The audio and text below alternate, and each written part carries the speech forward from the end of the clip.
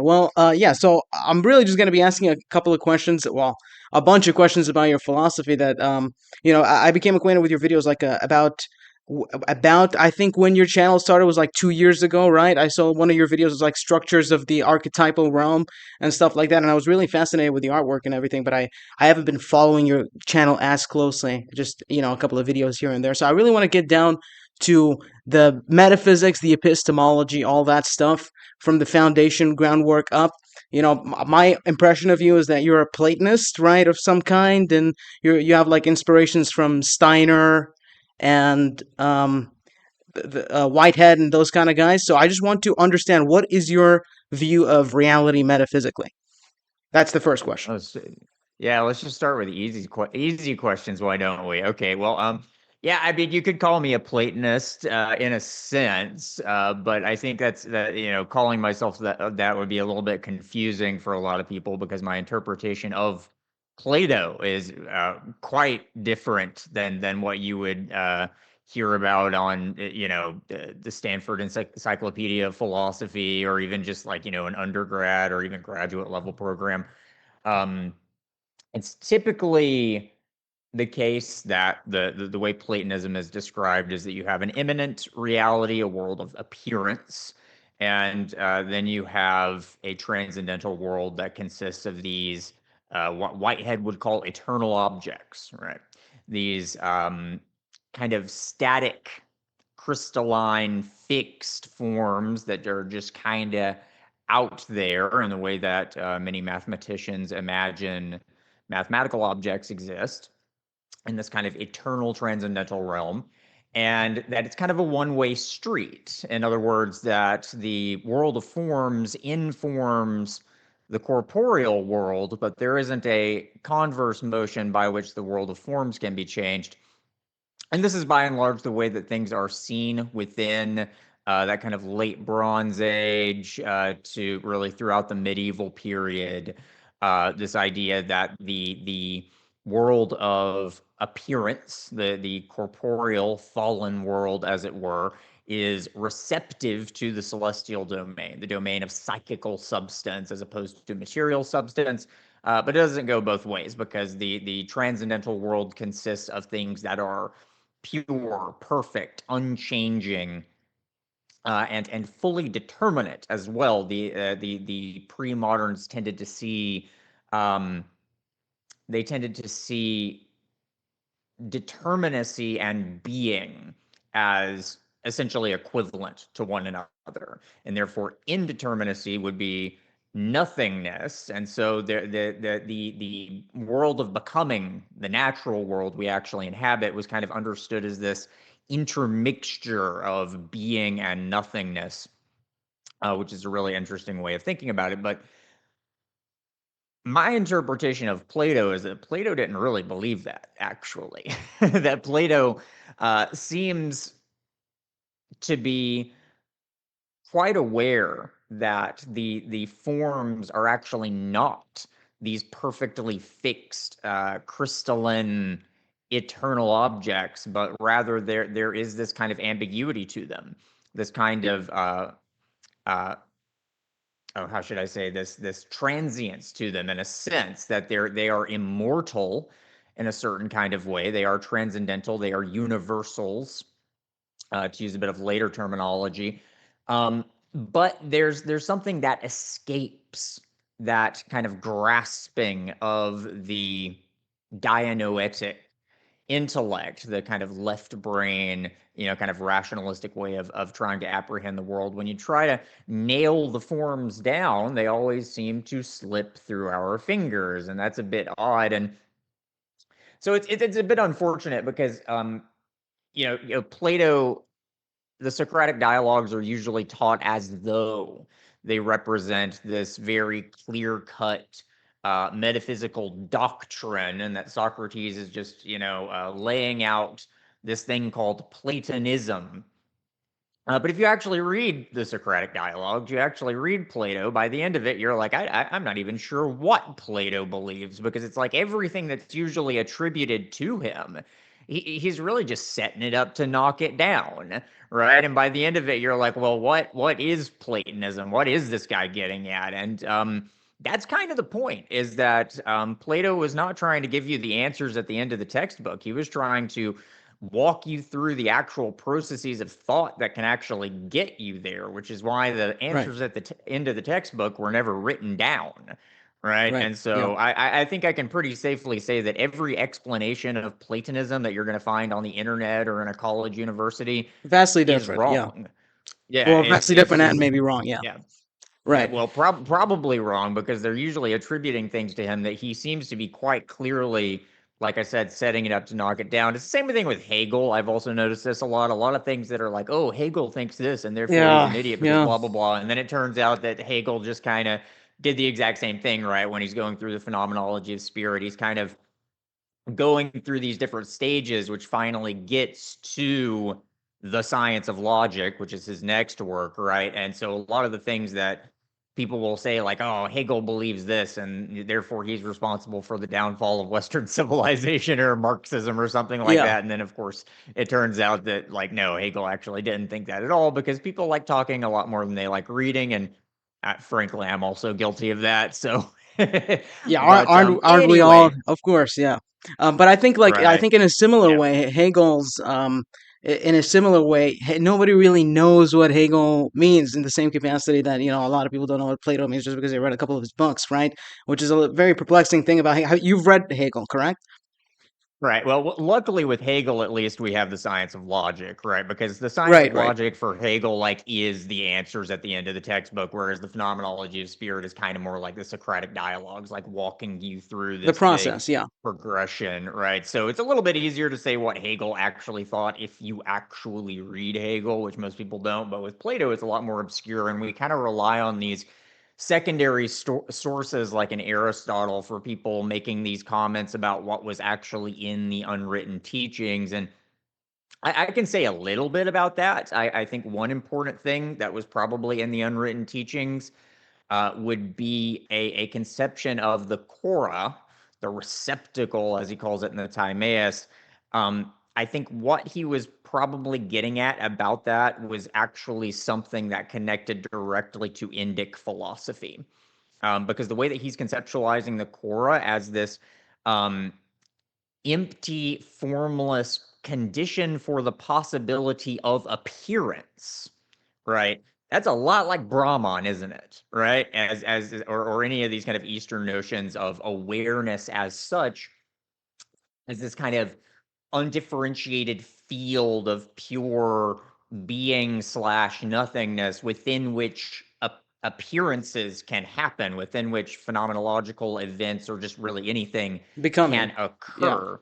Right. And so and in the Timaeus, Plato just kind of sets this up, and he's like, well, that's weird. That seems to contradict the alleged philosophical system I've been playing around with for the rest of these Socratic dialogues. So let's just sweep that under the rug.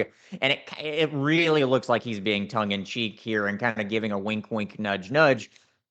And then we get confirmation of that later on, because Aristotle says explicitly that the way that Plato talks about the Cora within his unwritten teachings is vastly different than what he says in the Timaeus. And so to me, it's like that seems to be indicating this connection, which we see in other ways as well, between Indic philosophy and classical Greek philosophy. And I think there's people are kind of coming around to that there was a lot more connection between Indic philosophy and Greek philosophy during the ancient world than is usually presumed. But to answer your initial question, just kind of tie this in a bow real quick. Um, a nice quote from Whitehead. If anybody knows a quote from Whitehead, they know the quote that all of Western philosophy is best summarized as a series of footnotes to Plato. And yeah, he's right.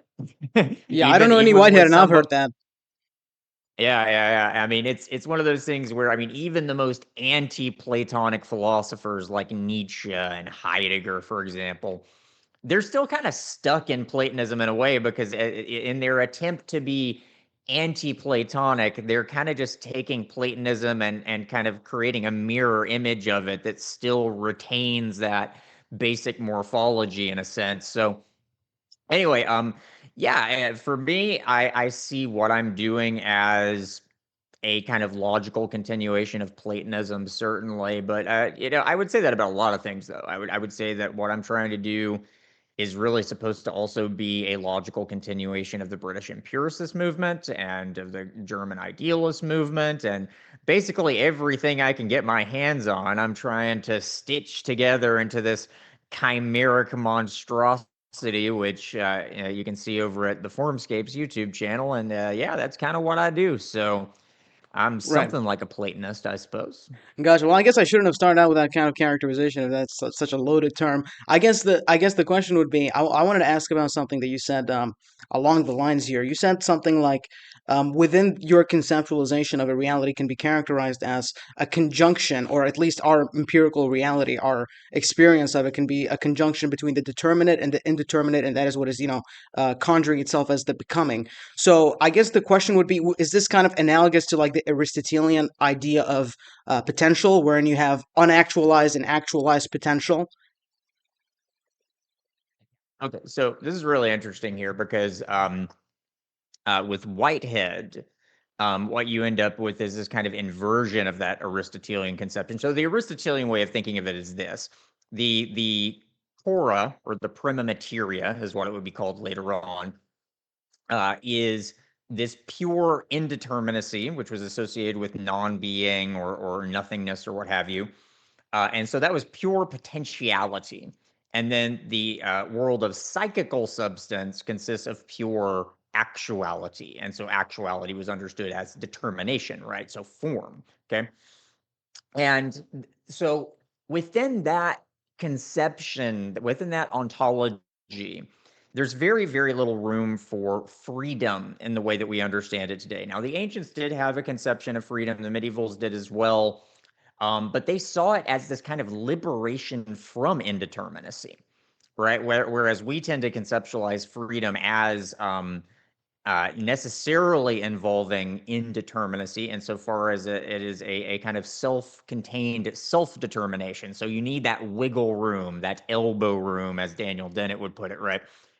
Whereas the Aristotelians, they saw that elbow room as actually the thing that makes you less free, because it's the thing that binds you to the material world. And the medieval Christians as well, they would have saw that indeterminacy as actually the gap, as it were, that allows for this kind of distance between corporeal beings and the divine, right? And so they wanted to get rid of the indeterminacy. They wanted we were more free in a sense when we were actually more fully determined by the logos, the Godhead, or what have you.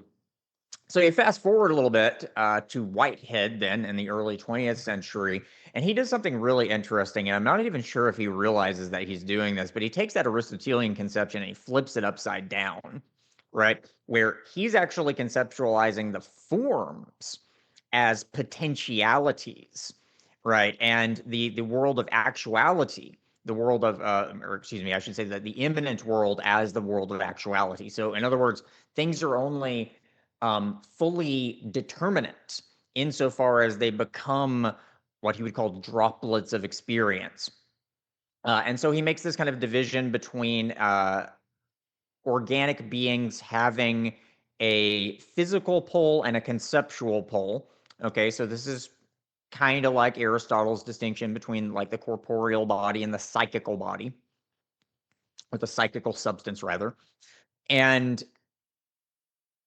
the conceptual pole for Whitehead then consists of a kind of complex of feelings of forms, or feelings of eternal objects. So there's this prehension, as he says, apprehension, this cognizing of this kind of complex of possibilities. And then what the organism is doing is it's kind of organizing that field of possibilities in such a way that you can kind of think of it like a like an hourglass, right? Like it's kind of wider at the top and then it narrows down, right? So there's this kind of filtering that's happening, where the organism is kind of organizing that field of possibilities and kind of filtering certain things out. And then once that process is complete, that's concrescent. So it's a concretization, as it were, of that field of possibilities into a determinate actuality that then perishes into the past and becomes part of what is effectively the body of the cosmos, or the body of your own body, right?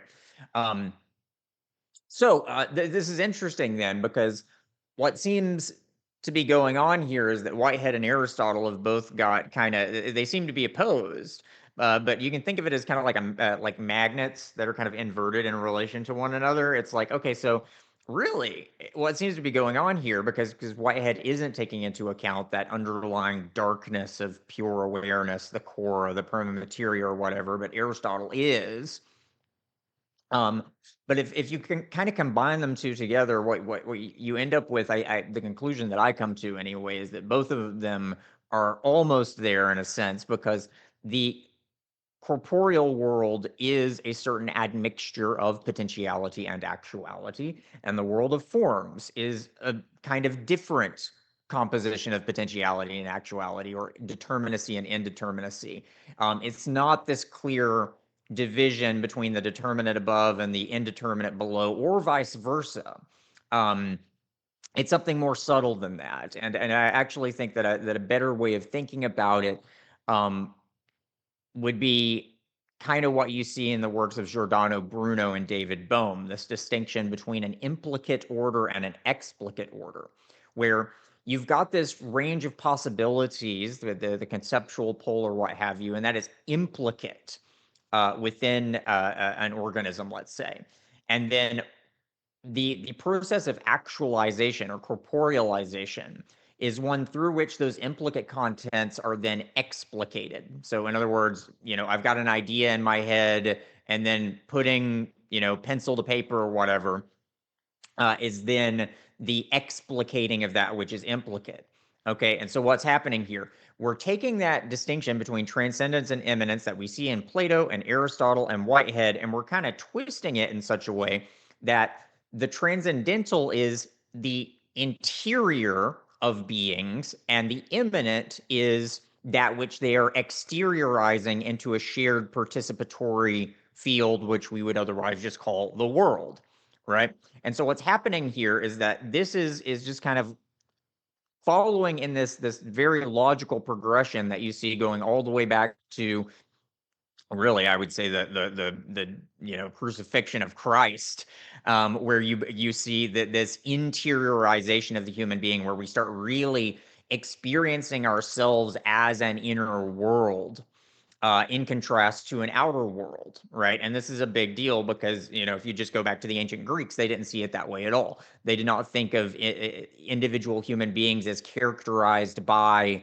subjectivity, as though like every individual person was their own kind of inner universe. You don't see that. For Plato and Aristotle, the world of appearance was just the world, right?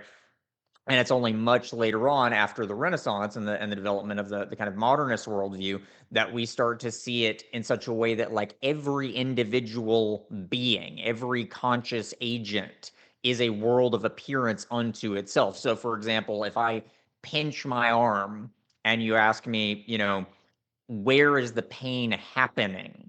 Even a random person off the street might say something like, well, it's happening inside of my consciousness, right?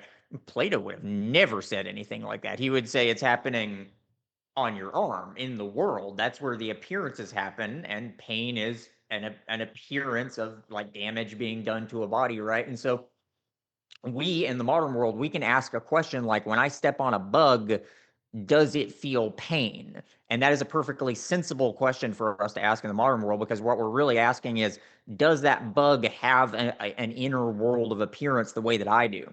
Right? Within the ancient Greek conception of things, or really everything before that AD, or excuse me, BC AD boundary, everything before that, really, even in Eastern philosophy, you don't really have that. To ask whether a bug experiences pain is not really any different than asking whether a biological body was damaged or not, because that simply was pain. Like, what else would it be, right? It's only once you get this idea of subjectivity as an inner universe that you can ask, is there an inner experience that correlates with that outer experience? You get what I'm saying? So what's happening is a process of internalization. And if we really start zooming out here, what you see is that process of internalization is actually just the most recent step in a process of internalization, different phases of internalization that go all the way back into really as far as we can go into the Paleolithic, right? Even before Cosmologically, would you say that that would be language. extensible metaphysically at like the very inception of reality itself, or I guess the physical universe? Yeah. Yeah, I would say that it's a fractal. What we're seeing, what's happening to human consciousness right now, which has given rise to the modern ego, is the exact same process that gave us stars and planets and rocks and everything else. Yes, that is my position. Gotcha. And would you be comfortable with the characterization that essentially everything in reality and everything that we also borrow our experiences from is basically a an extensible point of self-identification?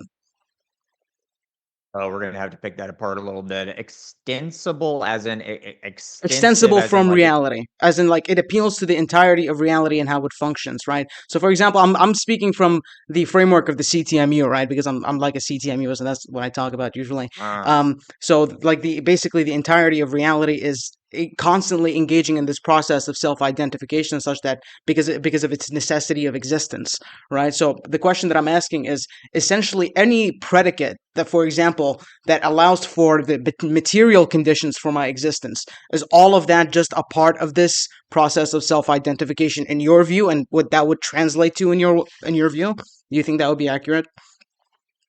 Possibly. You're using this very long and or Langen-esque. He gave me hell for mispronouncing his name, so I'm gonna Yeah, I probably saw that. try That to was say it very funny. correctly. That was very funny, actually.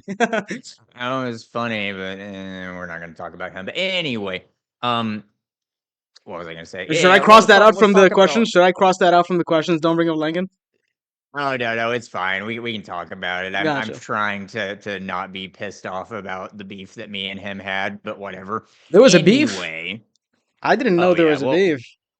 it's okay. I'm fine with spilling the tea on camera, but let's get to your question. All right. So the Right, right, question, right. um, let's say so when you self-identification or self-reflectivity, right? This is something extremely central here, and yeah, there's this kind of necessitation of becoming that really emerges from the very possibility of reality itself. Langen has a term for this. I forget what he calls it, like super tautology. Is that his word for it? Like basically where you have something that, because of the structure of its own possibility, necessitates its own actualization. That would Okay. be a super So, tautology, correct? Yeah. right, okay. So, yeah, you definitely have something very much like that within, I guess you could call it my system, but it's not. I'm really just stitching things together that have existed for like a very long time, most of it anyway. This thing that I'm about to explain right here, I think you can see the roots of it going way back so far that I couldn't even tell you where it started. But the story, if you really read between the lines of a lot of these kind of mythical and esoteric and metaphysical traditions, you see a very consistent story, which the way I would describe it is something like this. You start with what you could call the undivided waters, right? So within Sumerian cosmology, the way that they conceptualized the world was a distinction between salt water, which was feminine, it was associated with menstrual blood. It's the world of chaos because it's the ocean, and then you have a world of fresh water above because rain falls from the sky, so it's associated with order, and it's kind of like semen because it like impregnates the earth, right? So you got this yin and yang thing. Oh, and yin and yang. Within Taoism, you have the same thing. You have the Wu Ji, which is the undivided waters of the Taoist tradition, this state in which yin and yang are not yet differentiated. You see the same thing within the Sufis and the Hermetic traditions, this idea of a luminous void or a luminous darkness, right? This idea of a super primordial state of, you could call it existence, but it is in a bit in a sense apophatic, because even words like being and nothingness kind of fail. It's the Greek term for this was the apeiron, apeiron, which was this state of completely undifferentiated being. Let's say you could also just call it nothing, because it's something that it's a state of complete undifferentiation, Infinite right? Which potential. Would you be comfortable characterizing like that? Undefined yeah, you infinite could. potential would be equivalent to nothingness, emptiness, right? Right, exactly. You could call it pure being, you could call it pure nothingness. It's kind of both. But the point is that you kind of get it for free. Like the very reality of anything at all implicates this as a kind of precondition for the existence of anything at all. So what happens then is that undifferentiatedness itself is a kind of formlessness, right? So you've got this combination of masculine and feminine here, where you've got pure form and formlessness. There's not really a distinction between the two. You could say that this is a purely conceptual or ideational reality of the very concept of unity itself. This is kind of how the Neoplatonists tended to think of it. Or you could think of it as pure formlessness, pure indeterminacy, pure potentiality. The bottom line is that it's both at the same time, but that formlessness is really important here, because formlessness, as we see very explicitly in the Eastern traditions, is the condition for the possibility of appearance. It is the condition for the possibility of experience, because all experience is form informing formlessness. That's what all consciousness, all I'm awareness, all sorry. Could you a little bit more experientiality. elaborate on that because I didn't understand that part. Form informing formlessness. What do you mean by that? Well, I mean, to just put it in very simple terms, your consciousness is none of its contents, right? It is the thing within which the contents appear, right? And so if you just kind of strip away all of the contents of your consciousness, and you can actually do this through these meditative or yogic practices, what you end up with is this kind of pure, undifferentiated field of awareness, and you can actually come to basically collapse your ego into that undifferentiated field, and that's what these experiences like Satori are talking about.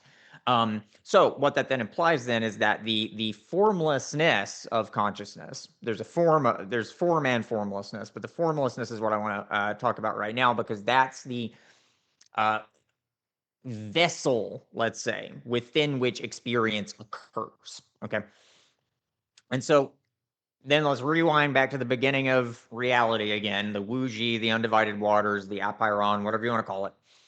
The absolute is what Hegel would call it.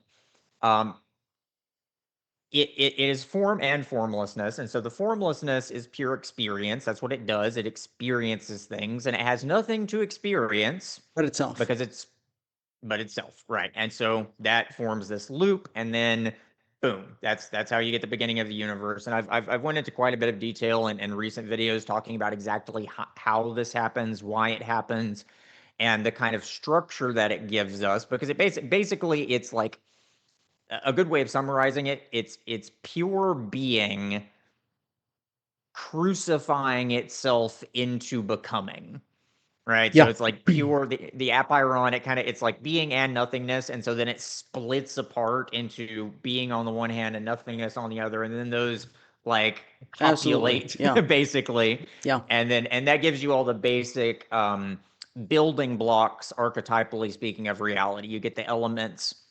the Western, you get the five elements in the West, you get the five elements in Chinese alchemy, which are really, they are the same thing. People will say they're completely different, but they're really not if you actually understand what the hell's going on in Chinese alchemy. But anyway, and then you get the like color spectrum, because that's the interpenetration of light and darkness too. And then the different colors kind of give you these basic archetypes that you can then see in like the planets and the whole astrological stuff and whatnot. So anyway, it's a long story that I'm not going to fully elaborate here, but basically that spark out of which reality emerges from the absolute, the apeiron, the very nature of that sparking gives you all of the like major high level building blocks from which reality is going to start to put itself together. Right. And so in my conception of it, because I've been familiar with this kind of idea of, having this we call it unbound telesis, this realm of nil constrained, undefined, full infinite potential, right? And it must refine itself because there is nothing external to it, right? But the main problem that I've had with this for years, and I think this might be something that your worldview may be an antidote to, is that, well, why, if this is the case, and we have this as kind of like the foundation, if this is the case, why does the world or this nil constraint realm have to refine itself or experience itself in this particular way? Does it have to, or are we just experiencing this? We're a minuscule part of its experience or self experimentation or something like that, right? Are we just like a part of it? That we have this conception that that reality must be experiencing itself in this particular way, or is it that reality must be, by conditions of its structure, it must be experiencing itself in this kind of way. It must create the world and the universe with these particular set of laws and whatnot. Is this something that your Yeah, so worldview has an answer to? yeah, I think so. We need to do a little bit of clarification here because I think you could be asking one of two questions, if not both. But Okay. I can go ahead and say this. I think unbound telesis. I think that's a bit of a misleading way of putting it because I think that the logos, the overall cosmic teleology of reality itself, you could say it's unbound in the sense that there's nothing external to itself, which is constricting it or determining it. And so in that sense, yes, it's unbound. It's kind of pure freedom in a sense, but at the same time, there's kind of one thing that it can do, which it kind of necessarily does, I would say, which is it strives, it implores itself teleologically towards the intensification of beauty, effectively. I call it numinosity. Beauty is a little bit more of a common word, but let me explain what I mean by that and how that works. So let's go back to our stories. So you've got this splitting apart, being nothingness, and that self-experiential loop. So what's going on here? So if you look at the basic structure of experience in general, what you find is this: things happen in the world, they become contents of experience, and then they move into the past. So what does it mean for something to then become part of the past? Well, what it really means, I mean, if you just take your own experience, the structure of your own experience seriously, it means that they become mental pictures. The actual events become these complexes of pictures, right? That then kind of can be reincorporated into the pleroma. Langen would call that the non-terminal domain, right? Or you can have this kind of more physicalistic progression where you have, think of like dominoes knocking each other over, where that would be the corporeal world, the terminal domain, kind of conditioning, restricting its subsequent instances. Okay. But in any case, so you've got the apeiron. It's experiencing itself. So that is form informing formlessness. And so the form there, what would be, so form is like conceptual, and then the formlessness is like bodily, right? So if you've got pure indifferentiated oneness, okay, it is experiencing itself. What is the form, the conceptual contents of immanent oneness? That would be the concept of unity. Okay. And so that then becomes the monad, right? The concept of unity. And then because that's part of this ideational world now, it's part of the inner experience of this noumenon that is emerging from the apeiron. That is then going to serve as the most basic teleological attractor of being in general, of reality itself. Because what's happening here is that a split is happening. So Schelling tells us this. The way that, and Hegel too, as that subjective loop emerges from that undifferentiated apeiron, there's kind of a boundary that forms, right? Because that self-apprehending of the concept of unity is the I. It is I am-ness, right? And so Fichte shows us this, that when you say I, what is the I? Well, it is simply the concept of I, the concept of unity being experienced within whatever the I is pointing to, which is itself, your body, your thoughts. It's the self-positing, right? And so this is exactly what we see within this emergence of cosmic subjectivity, you could say, from cosmic the apeiron, absolution, let's say. So a boundary kind of forms then where this subjectivity is then divided from this pure whatever absoluteness that surrounds it. And so what's it going to do? And now it's kind of alienated, it's separated. There's a kind of membrane between an implicate and an explicate. So what do you do about that? There's a tension there, you could say, between the two. Well, that concept of unity then is a bit different than pure undifferentiated oneness because it's a teleological attractor. Oneness would be like, it's oceanic, it's completely undifferentiated. But unity, you can think of that as more like a pyramid, right? You've got a hierarchical structure within which multiplicities can be unified into a totality that is Yeah, more than the sum of its parts, right? Okay. correct. Yes. So basically, what's going to happen here then is that cosmic subjectivity is going to start moving towards that synthesis of multiplicity into unity, which is really the basic structure of music. It is a harmonic teleology that's happening here. And so what's really happening is that that basic will to being, will to life, will to existence, that is right there in those first sparks of becoming from being. That is a will towards achieving the greatest possible intensity of the unification of multiplicity.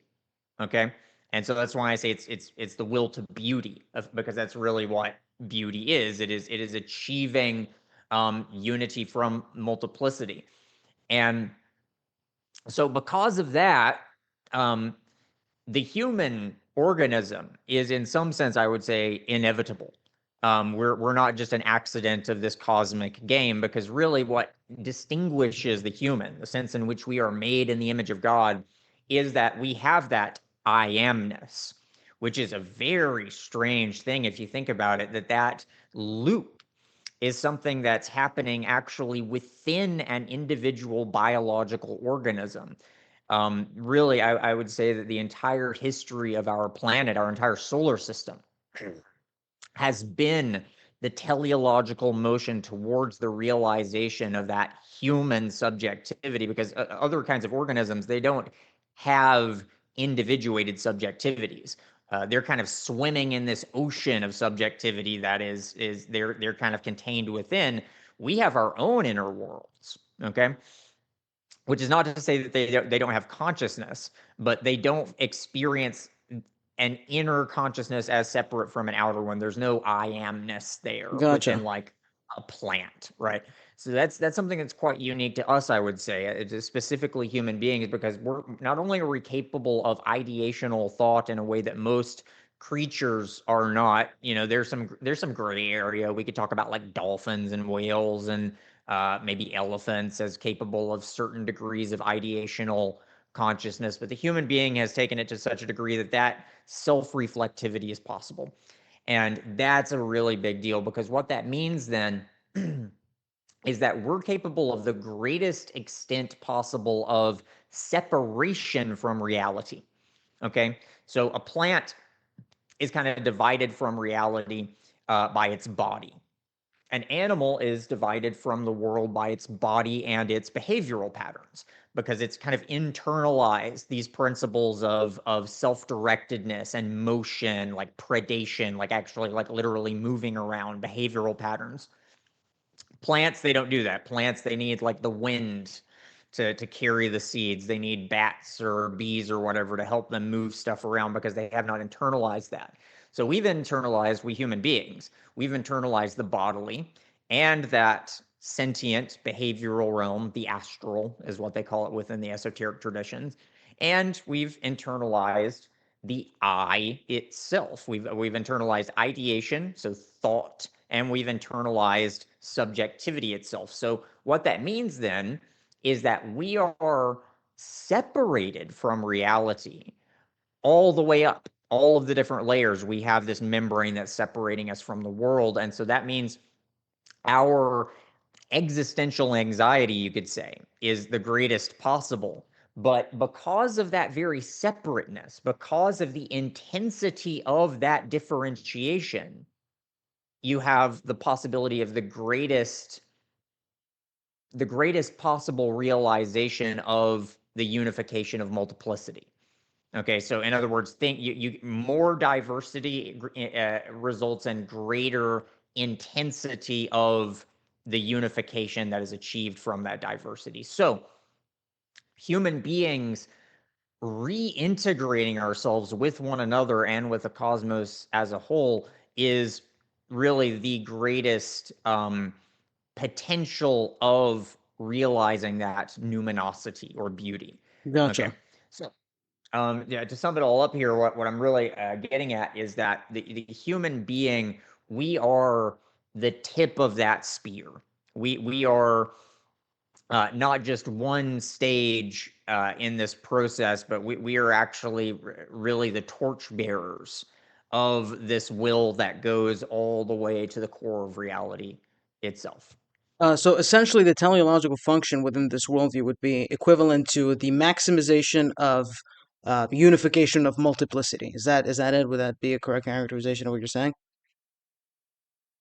Yeah, it's the simplest way of putting it, I would say. Once we start really kind of picking that apart, there's a lot to it because there's also kind of an epistemological angle here where it's like, and this is where we could start really getting into the epistemological stuff. But once we start thinking about the way that separate inner worlds can become reunified, so this kind of blending together of the noumenal reality of my inner world with the inner world of another being, that's where things start to get really complicated because then we can talk about things like meaning and narratives and how those can be kind of these different threads that can contribute to this greater unity that the universe is aiming towards. So but yeah, that's pretty much the short form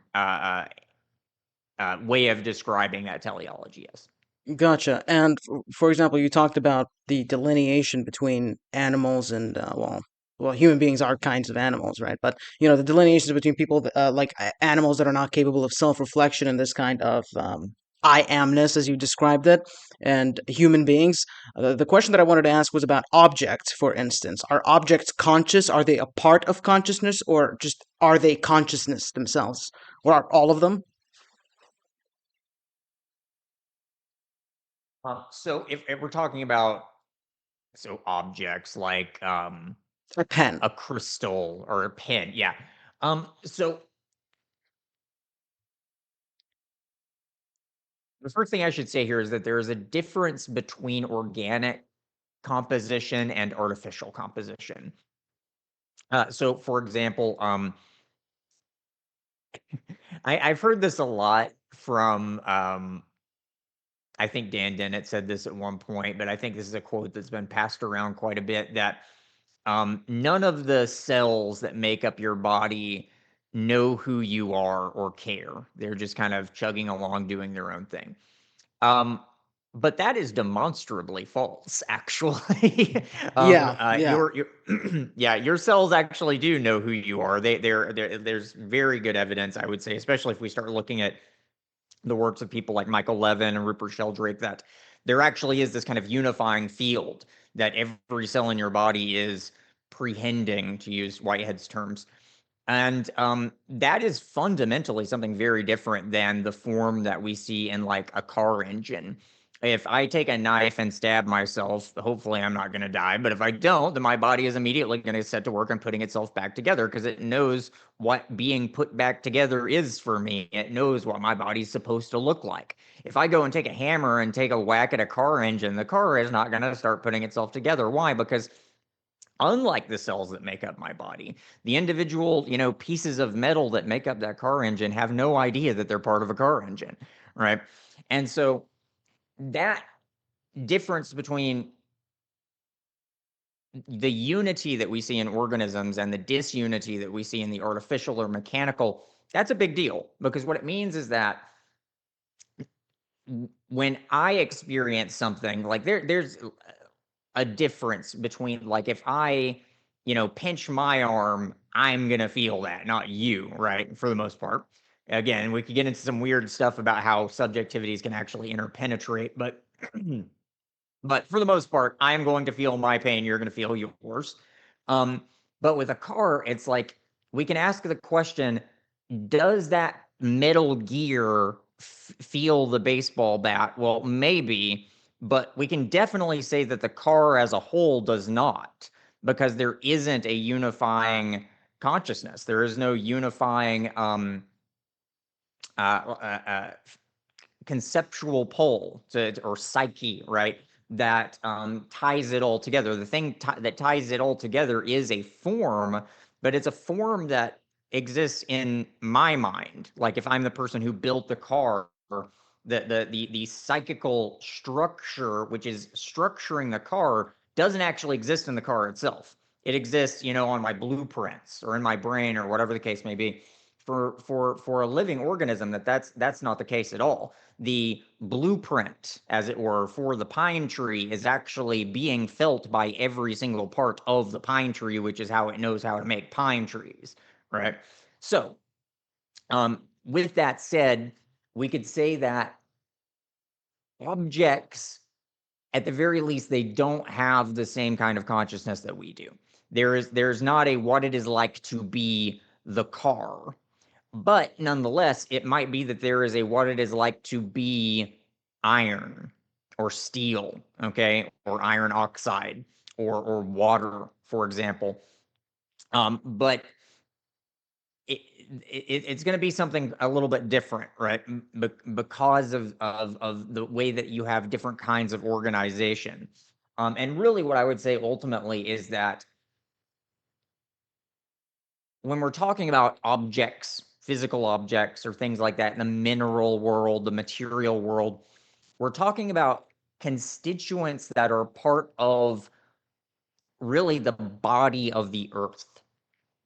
And those constituents, really what makes them what they are is, interestingly, a kind of formlessness. Okay, so if I have two pine trees, and I mash them together, like they're not going to just blend together into one pine tree. But if I take two glasses of water and I pour them together, the water doesn't care. There's not a differentiation there of bodies, because both instances of water, both glasses of water, are kind of equally part of the body of the earth. You know what I'm saying? So it's actually a formlessness that characterizes the material world. So with marble, for example, the reason why we can take marble and carve it into a statue of David is because the marble is not trying to look like anything in particular. It is not trying to shape itself into a marble tree, right?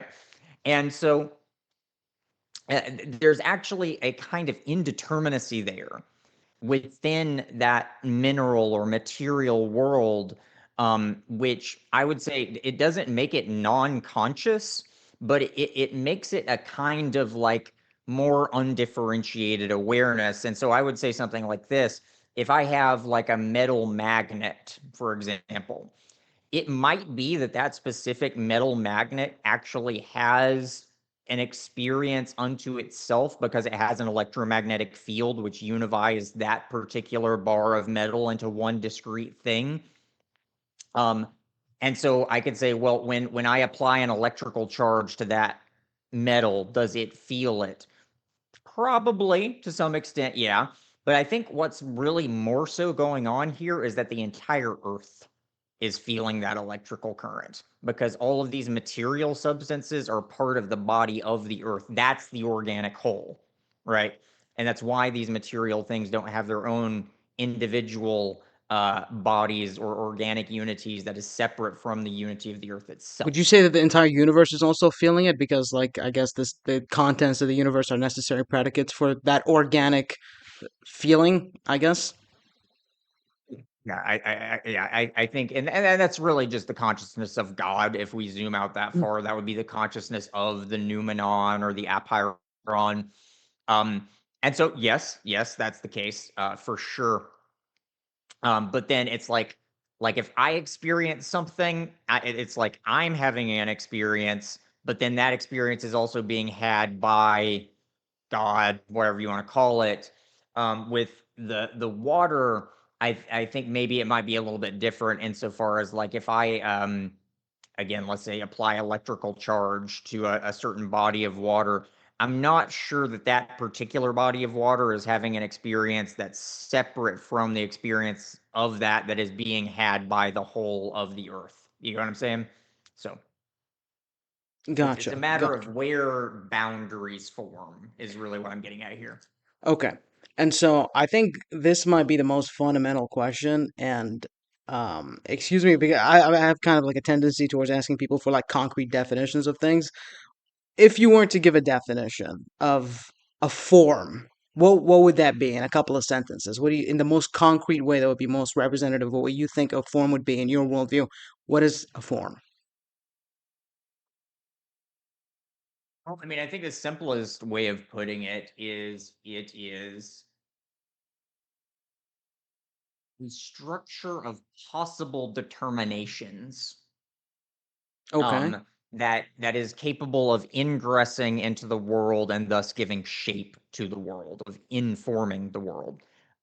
So, or you could just say it's patterns, right?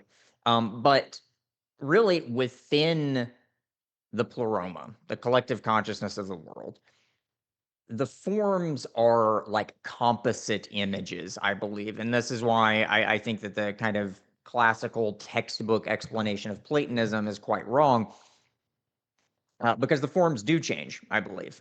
I believe they're much more akin to what Sheldrake would call morphogenetic fields, or what Johann von Goethe would call the orphenomen.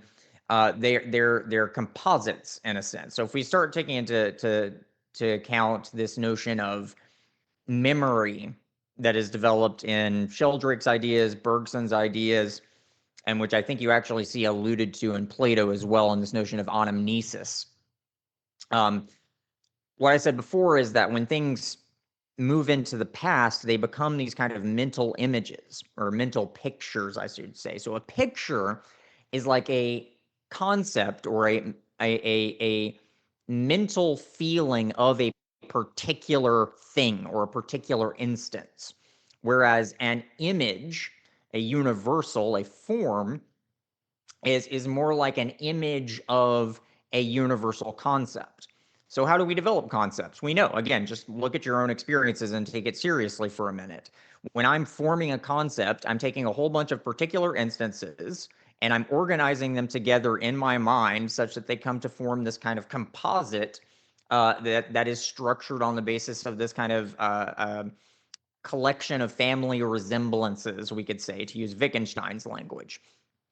And so what we end up with then is this kind of recursive process whereby those composite images, those forms, are then the basic blueprints, the basic spaces of possible determination that organisms are navigating as they make decisions, right? So those decisions are then, again, think of the hourglass. There's this carving down into particular instances, and then those become images, which then get reincorporated into the forms. And so there's this constant back and forth where the forms are forming the world, but then the world is also shaping the forms. gotcha. Okay. And in epistemology, at least in the way that I think of it, I think there are certain necessary prerequisite categorical. I don't know if I want to equivocate between your definition of a form and a category. I'm thinking about it more in so the Kantian sense, like our the transcendental categories, right? Would you say that Mhm. these are forms, or that they're changing, or do you make a delineation between like a fundamental category or prerequisite category and a form?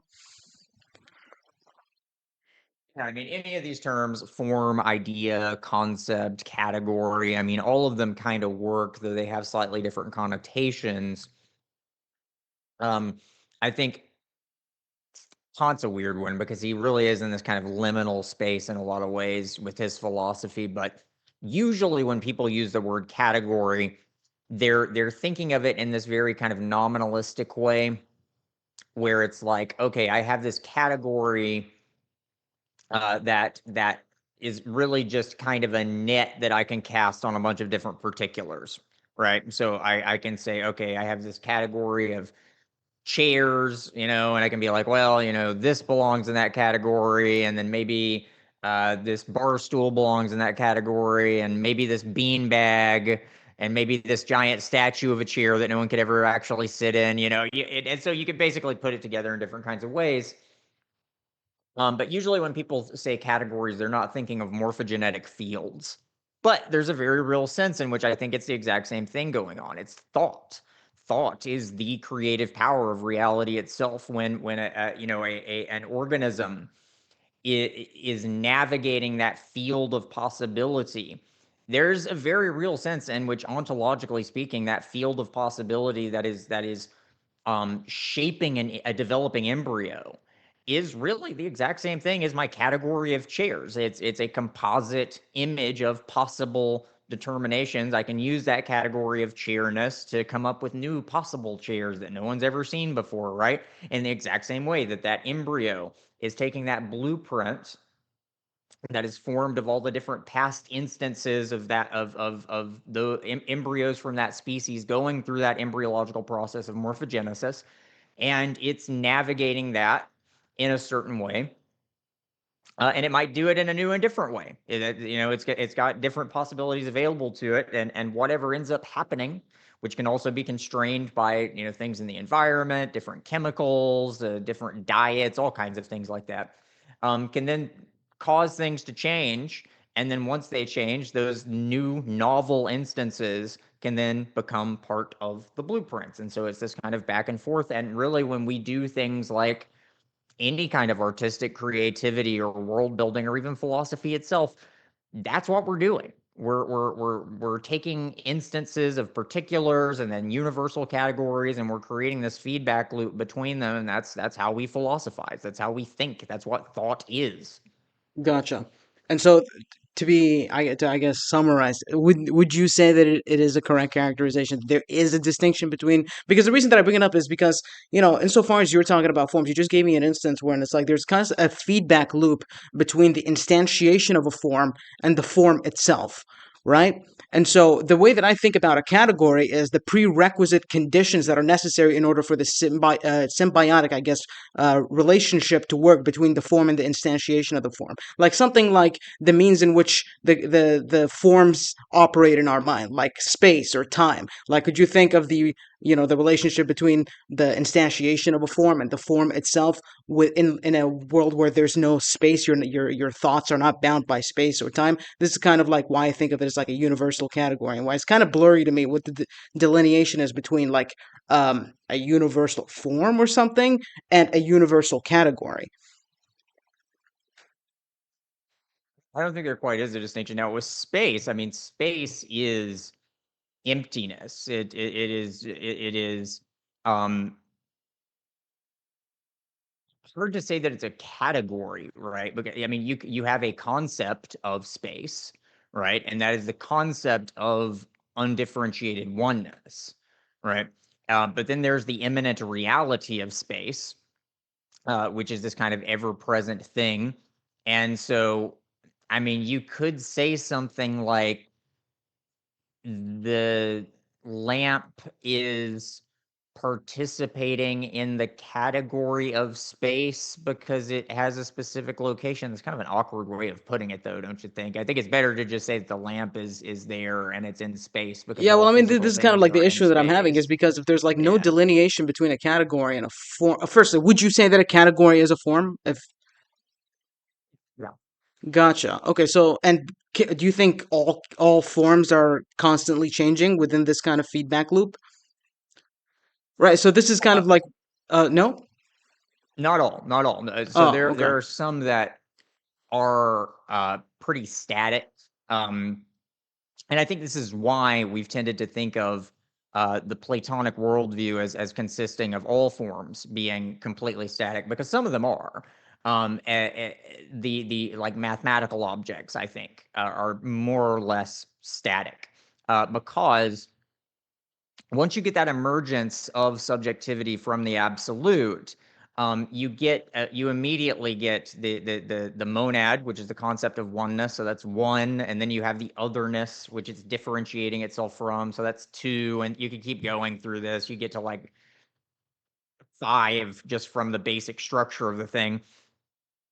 And so, I mean, this is what you see in like Taoism, right? There, I forget the exact quote, but it's like the one became two, and the two became three, and that became the 10,000 things or whatever.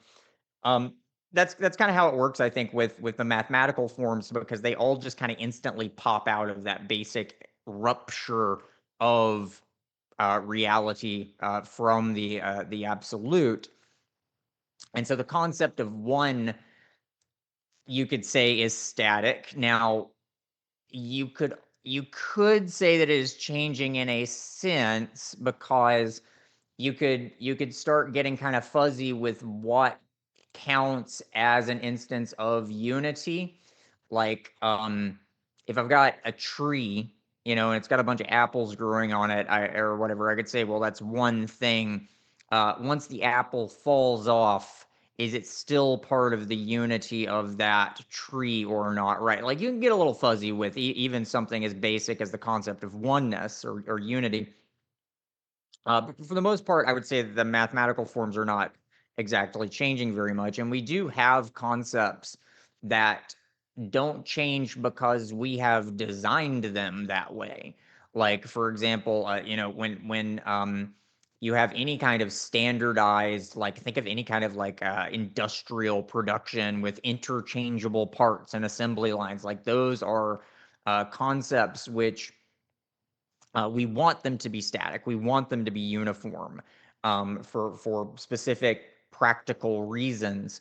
But with organisms, that's not really the case. Now, let me get back to space then, space and time.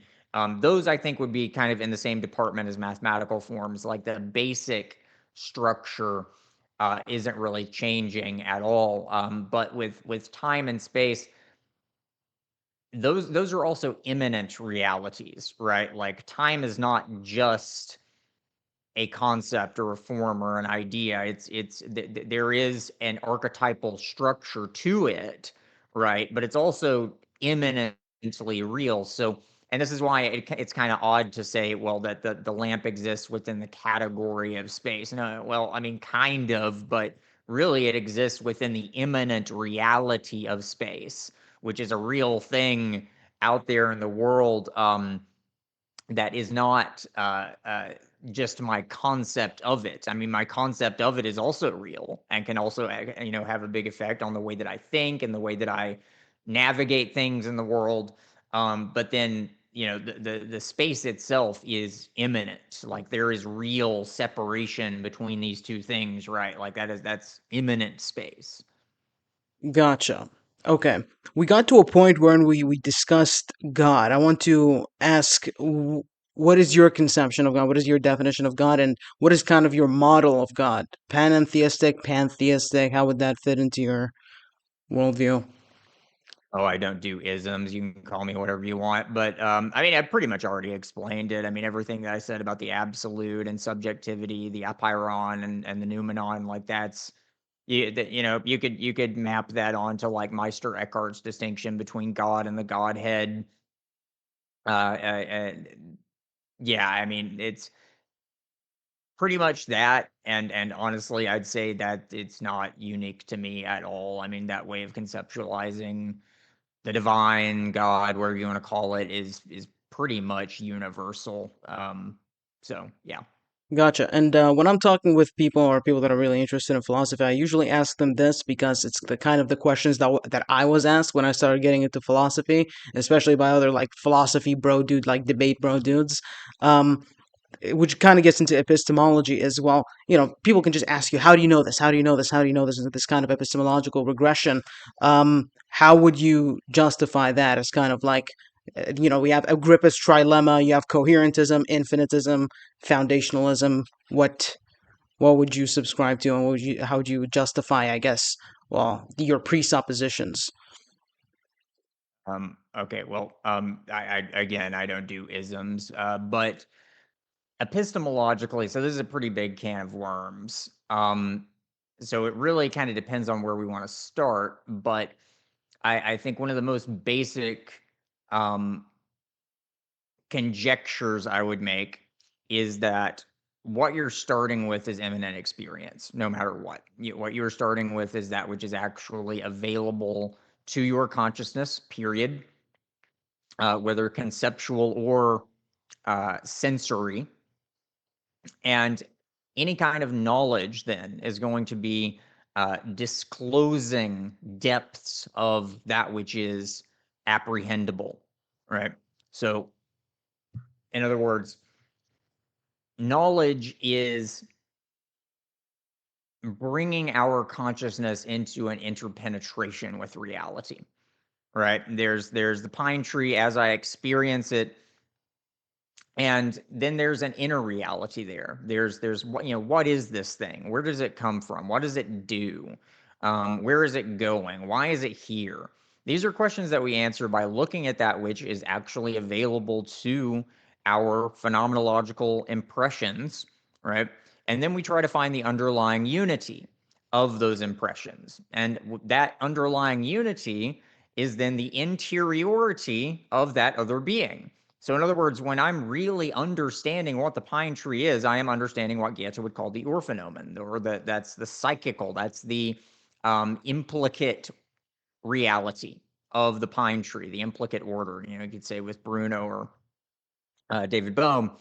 And that is the way that my inner world and the inner world of other things within reality come to interpenetrate. Because then what's happening is that the inner world of these other beings, they're coming to manifest within my inner world, and you have the synchronization that occurs. And that's really what knowledge is. We're peeling back the layers to Okay. make manifest that which is already there, but that disclosure is a kind of recognition. That's really what's going on, because that unity that we're talking about, it's already there in all the different leaves and apples or whatever on the tree. But when we penetrate further into it, what we're doing is we're making present that which is already there, but we're not recognizing it. So this is what I would say is that I am a diehard empiricist. That's one ism that I'll at least subscribe to, insofar as the unities that we're looking for are there. They're already there. It's not some. It's there. Nothing is hidden. Yeah, but don't you think to be able to like describe your positions to people, you should like at least have to like subscribe to some kind of an ism? Otherwise, how would people really understand? Because you're doing that reducibly, ultimately, right? Even when you're Well, I describing mean, your I positions. guess I could make 2.5 hour long YouTube videos explaining what I think. I mean, that's one way I could do it, just theoretically. Yeah. I guess this is kind of the because you mentioned that knowledge would be like the interpenetration between the inner world and the outer world, right? Okay. And if that's the case, this is kind of like a question that emerges in my mind. What about past events? Like, for example, if somebody asks me, well, do you know that you were born? I'm like, yeah. But do I have access to the interpenetration of my inner world with the outer world and the conditions in which I was born in, like my birth process? It's like, well, no. So how could I really say that I'm aware of or I have knowledge of my birth, I right? mean, answer your own question. How do you actually know that? So I I mean, don't know that. really. Yeah. How do you know? I mean, Well, actually, like, I mean, if you're gonna say that, you clearly already think you know. So think about it seriously. Why do you think you know? Where is that knowledge? where's the knowledge awareness, like I define knowledge as awareness. That's what how I define knowledge. So I think there can be two aspects of awareness. I think you can arrive at awareness either through logical deduction, or you can do it through immediate awareness of your surroundings, which also appeals to the logical categories that are in your mind of by which you can deduce. So I would say that I'm aware of my existence. I'm aware of my birth process, really, because it's a precondition for me existing, which I can, deduce from empirical reality, right? So there you go. I mean, and so that's what's significant here, is that the past isn't gone. It's present, and it's contained within the present. If we like, if we just popped into existence, like all our memories got wiped and we didn't know anything about the birthing process or whatever, how would we learn about where we came from? Well, we would start looking at other organisms and other human beings, like where do they come from, right? Like where how does the embryological process happen, and we would start looking at the things that are actually available to us, because within the phenomenological, the past is already there. It's contained within it. If you can actually, as I've said, peel back the layers, as it were. I mean, that might be a bad metaphor because there really are no layers. It's not hidden. It's there. It's already present if we can recognize what we're looking at. So would you say that the means by which we become aware or we have this process of knowledge is circular? I'm not following. What would be circular? Circular, that in the way that basically when you're appealing to the foundation or you're answering the question, or well, what is the foundation for logic? You're just appealing to logic once again while doing it, right? Oh, well, that's completely left brain thinking. I mean, yeah. I mean, if you're in completely left brain mode, you're just going to end up with I don't know what some that kind of means. a You mean like paradox. analytical, hyper analytical? Is that what you mean? Yeah, dianoetic is what Plato calls it. Like Okay. if your thinking is based on premises or axioms or definitions that are pre-established in advance, okay, then you're never going to get out of that. Like you're never going to be able to, because then you're going to be like, well, where do my axioms come from? So now I need super axioms. I have premises. So now I need super premises. And you just end up with this infinite chain or a loop or whatever the case. And it just doesn't work. Isn't that The reality necessary? is that, yes, I mean, if all you've got is that kind of procedural thinking, then it destroys itself automatically. I don't Plato know that shows you us can this. conceive of reality in any other way than that kind of procedural thing. I mean, you can have extensions of it, right? But ultimately, If the somebody means by which slaps you you in the face, justify it, do you need procedural reasoning to to determine whether someone justify has it, slapped you in the face? to justify Yeah. it, yeah, I think so. Yeah, I mean, if somebody asked me, well, what is your like a foundational level, like an epistemological level, I think it would be necessary to like that's kind of like if somebody slaps me in the face, obviously I know that I've been slapped in the face, but to another party who's operating on the same kind of, No, forget about the other party. How do you know?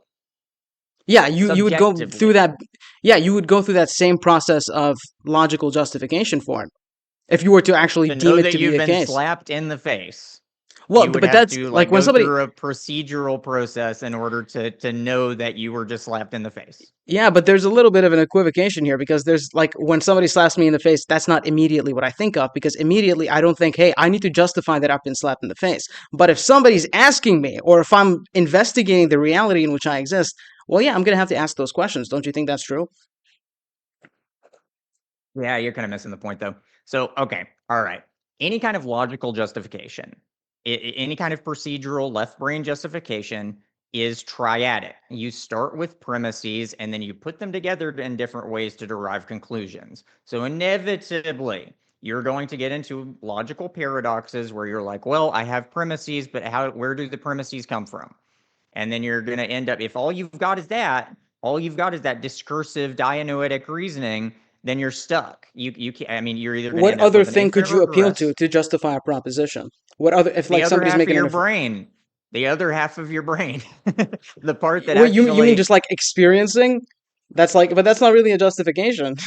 Like when you say the word justification, like what does that mean? Right?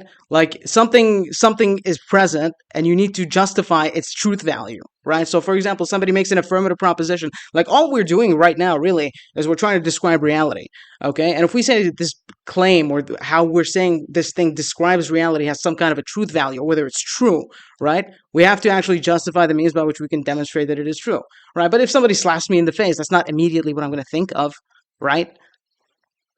you ever learned something about the world by reading a novel? Sorry?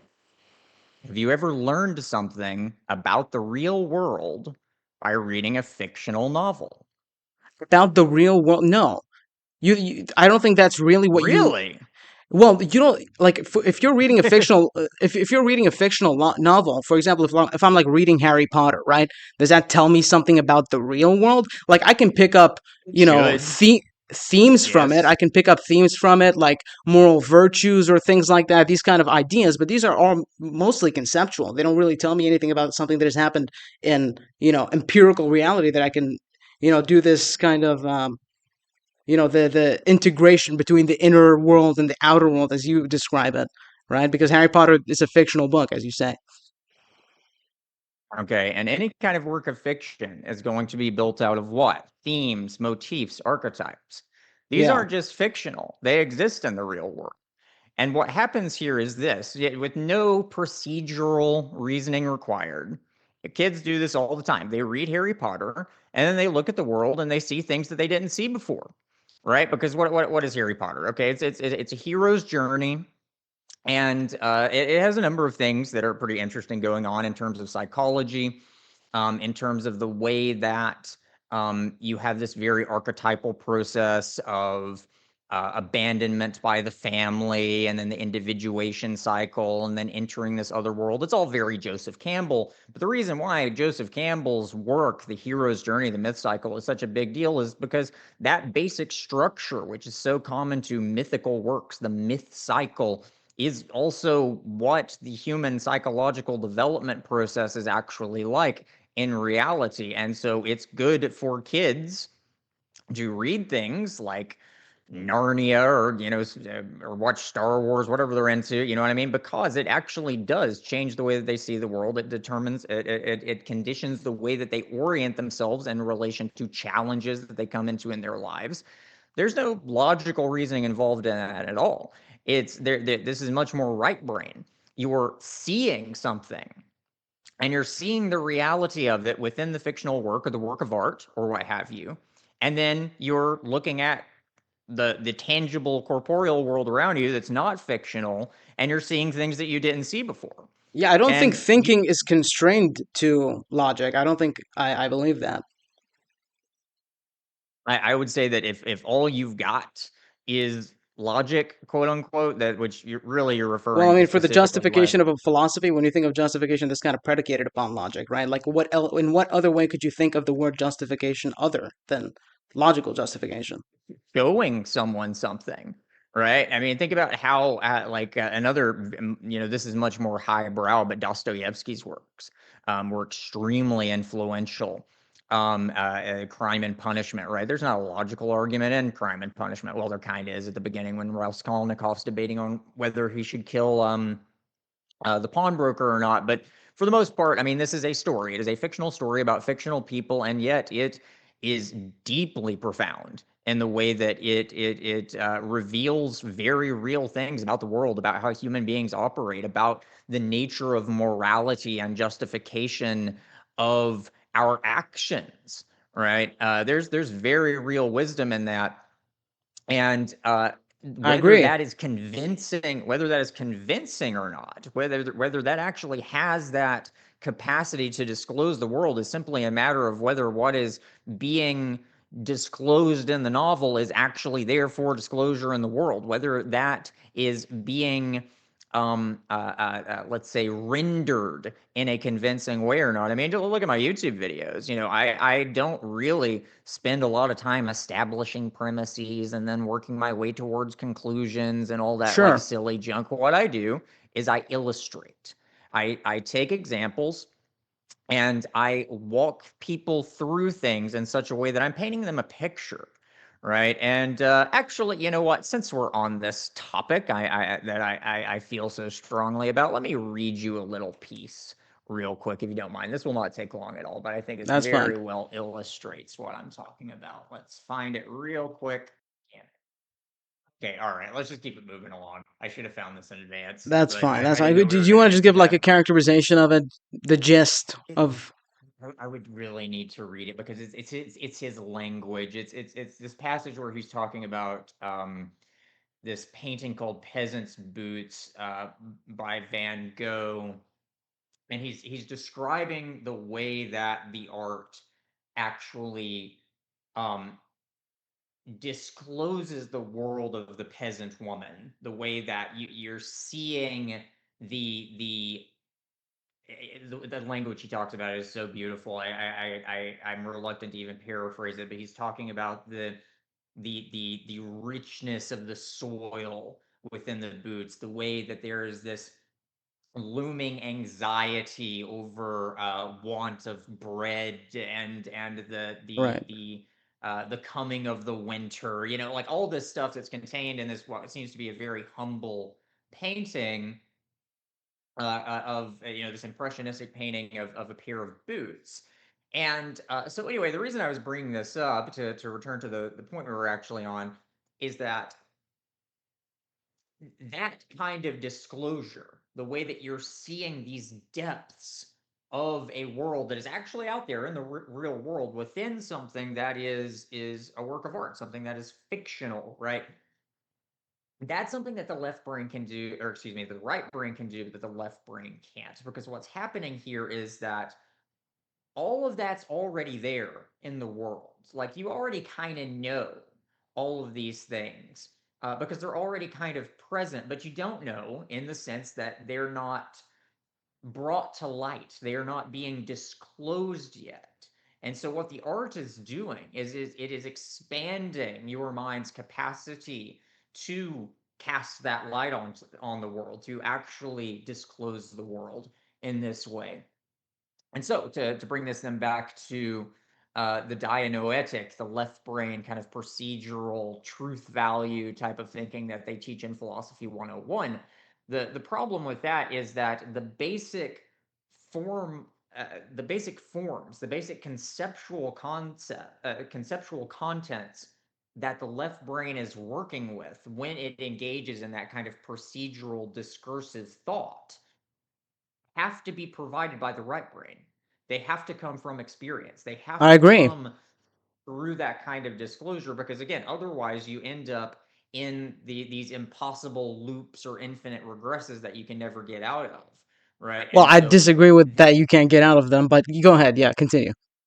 well, you can get out of them by realizing that the Well, foundation, as it were, is not this solid rock that you build arguments on top of, but this rather is is simply the immanent reality of your actual existence. right. So this is the problem that I have personally with this is because if you're saying that you can really escape these, I guess the paradoxes that logic will offer you by just affirming the very thing that you're trying to investigate, right? That's kind of just presumptuous. No, I mean, really, when you're You're thinking never about going to you're never going to use logic to get out of the infinite regress problem. You're just not. You're not going to use logic to get out of Russell's paradoxes. I mean, yeah, but then the you alternative would just be asserting an answer to it based on something that is experiential by just it would be just presumptuous. I would say, well, this is just how it is.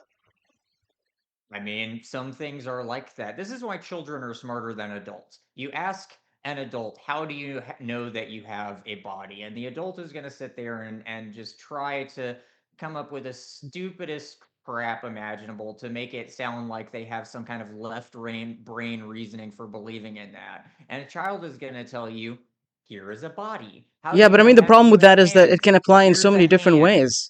But the problem with that is that can apply in so many different ways. Like in the same way that you can assert something just because you experience it, any other person can assert their worldview just because they experience it. They could just assert it presumptuously, and that is the case for them. This is the problem with Are this is the we entire living in the project of same philosophy, huh? are we living in the same reality or not?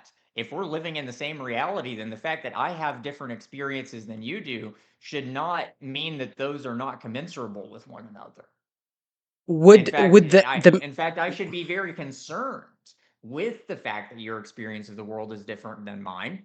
is that true? Because if I'm real, because that can then allow me to actually see more of reality than I currently do from my own more limited, more particular perspective. The more that I'm taking into account the way that other people experience reality differently, the more I'm able to take my own comportment, my own attunement to reality and shift it in ways that I can see things that I couldn't see before. Yeah, but then the only way that we're going to be able to verify that is going to be by delineating it from every other logical possibility, which is exactly the project of demonstration, right? Like again, we can Verify circuitously. what? Here, I'm verifying that I have a body. Here's the body. End of discussion. What are you trying Okay, to if some verify, okay, bro? but this is the problem. Like somebody shows me something and say, "Is this thing here?" And I say, "Well, yeah, okay. The truth value of that is okay. Yes, I see it. I see it, and it is true that I see it. Okay, but then is that going to apply to propositions like, oh, the sun is going to come up tomorrow?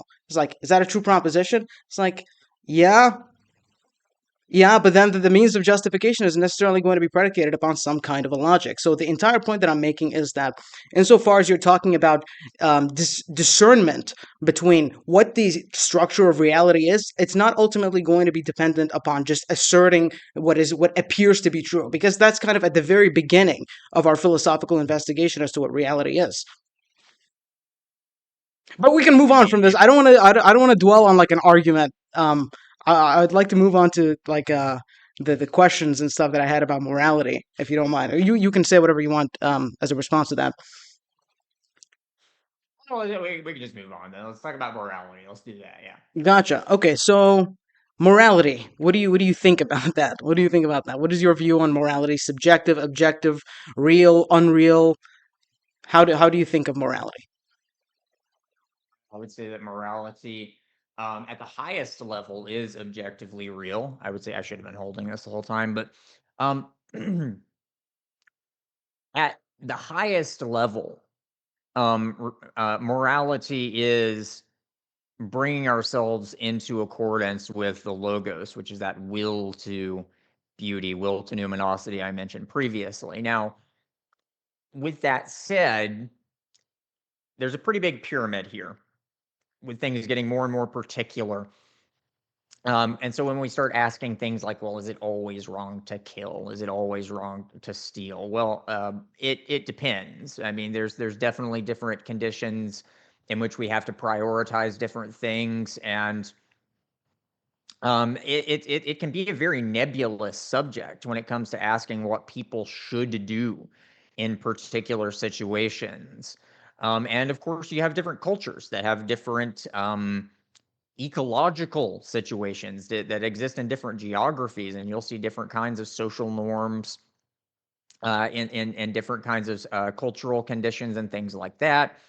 And so a lot of actually practical moral questions come down to very particular circumstances in terms of how people can manage to get along, basically. And what I would say here is that even though it's difficult to say anything truly universal in terms of what people should or shouldn't do, we can at least say that any kind of concern with morality is going to be a concern with that logos. It's going to be a concern with, like, how do you take people and achieve a harmonious unity, a communal solidarity from those people in such a way that they aren't, murdering each other and whatnot, right? You want that flourishing of life, right? Because that unity of multiplicity we mentioned earlier, that's eudaimonia. That is the flourishing of life. And we could get into other things about this. Again, I mean, moral philosophy is absolutely huge, even if we're assuming that conjecture I put forward about the logos and the will to numinosity. We could still look at things like what beings should be privileged. I would say it's undeniably the case that a human life is a single human life is worth every bunny on the planet because Mm. we have we're simply there's greater capacity for that flourishing of existence itself within the human being than any number of rabbits or cats you could pile up, right?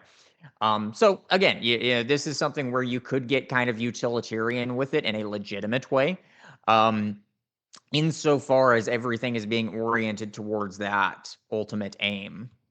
Is the being the I think how I think about it is that essentially the morals, or the highest forms of moral consideration, are going to be based on the teleology of reality. I think you'd agree with me on that, right? And in this sense, it would be the unity of the multiplicity and whatnot, right? And so, in that sense, I guess it brings about questions like, for example, in relation with human beings and animals, we both agree that humans are of higher level moral consideration because they have a heightened capacity for that, right? But for example, if like somebody has a pet, or somebody's killing an animal so that they can feed themselves, right? Let's say you're a carnivore or something, and you just really love meat. you'd be justified because your moral consideration is worth greater than that of an animal's. But then what, would there be anything stopping you morally from, I guess, killing your pet? Well, yeah, I love this question actually because there's a number of things to consider here. Yeah. Um, well, pets are really interesting actually because I think they're actually very exceptional in relation to other kinds of animals in a lot of ways because I said that only human beings really have an eye in this truly like we have a soul, I would say, in this very like capital S sense of a really definitive sense of individuality that you don't see in things like pine trees or fish or whatever. But pets are a little weird because we kind of give them souls in this very strange sort of way where we really the way that we relate to them, I believe it genuinely does elevate them in a sense where they're participating in this kind of higher logos in a way that other animals do not. And so for that reason, I would say actually there is something um where you could say that like maybe my cat actually is of higher moral consideration than a dingo out in the plains of Australia or whatever, not just because it's my cat and I like it and I don't know this dingo, but because actually the cat, by being my cat, being in that kind of relation to human beings, actually does have a greater kind of depth than other creatures do. So there's that. Right. Um, but then we could really get anthropological with this, which I would like to, because I think the subject is absolutely Go fascinating. ahead. Things like the way that in traditional cultures, the slaughtering of animals is like this very ritualized kind of thing that involves all these different kinds of mythology and symbolism. I think there's something really beneficial to that for the human psyche. I genuinely do that. That there is this lucidity that comes from having a proximity to death, which we've really lost in the modern world. We don't see dead bodies anymore. Unless we just go on the internet looking for them, right? Like once upon a time when somebody died, their body was left kind of for display in the family home for a little while before it was buried, and this was acquainting people with death. The people from Catalhoyuk and Jericho would literally bury the dead underneath their floors.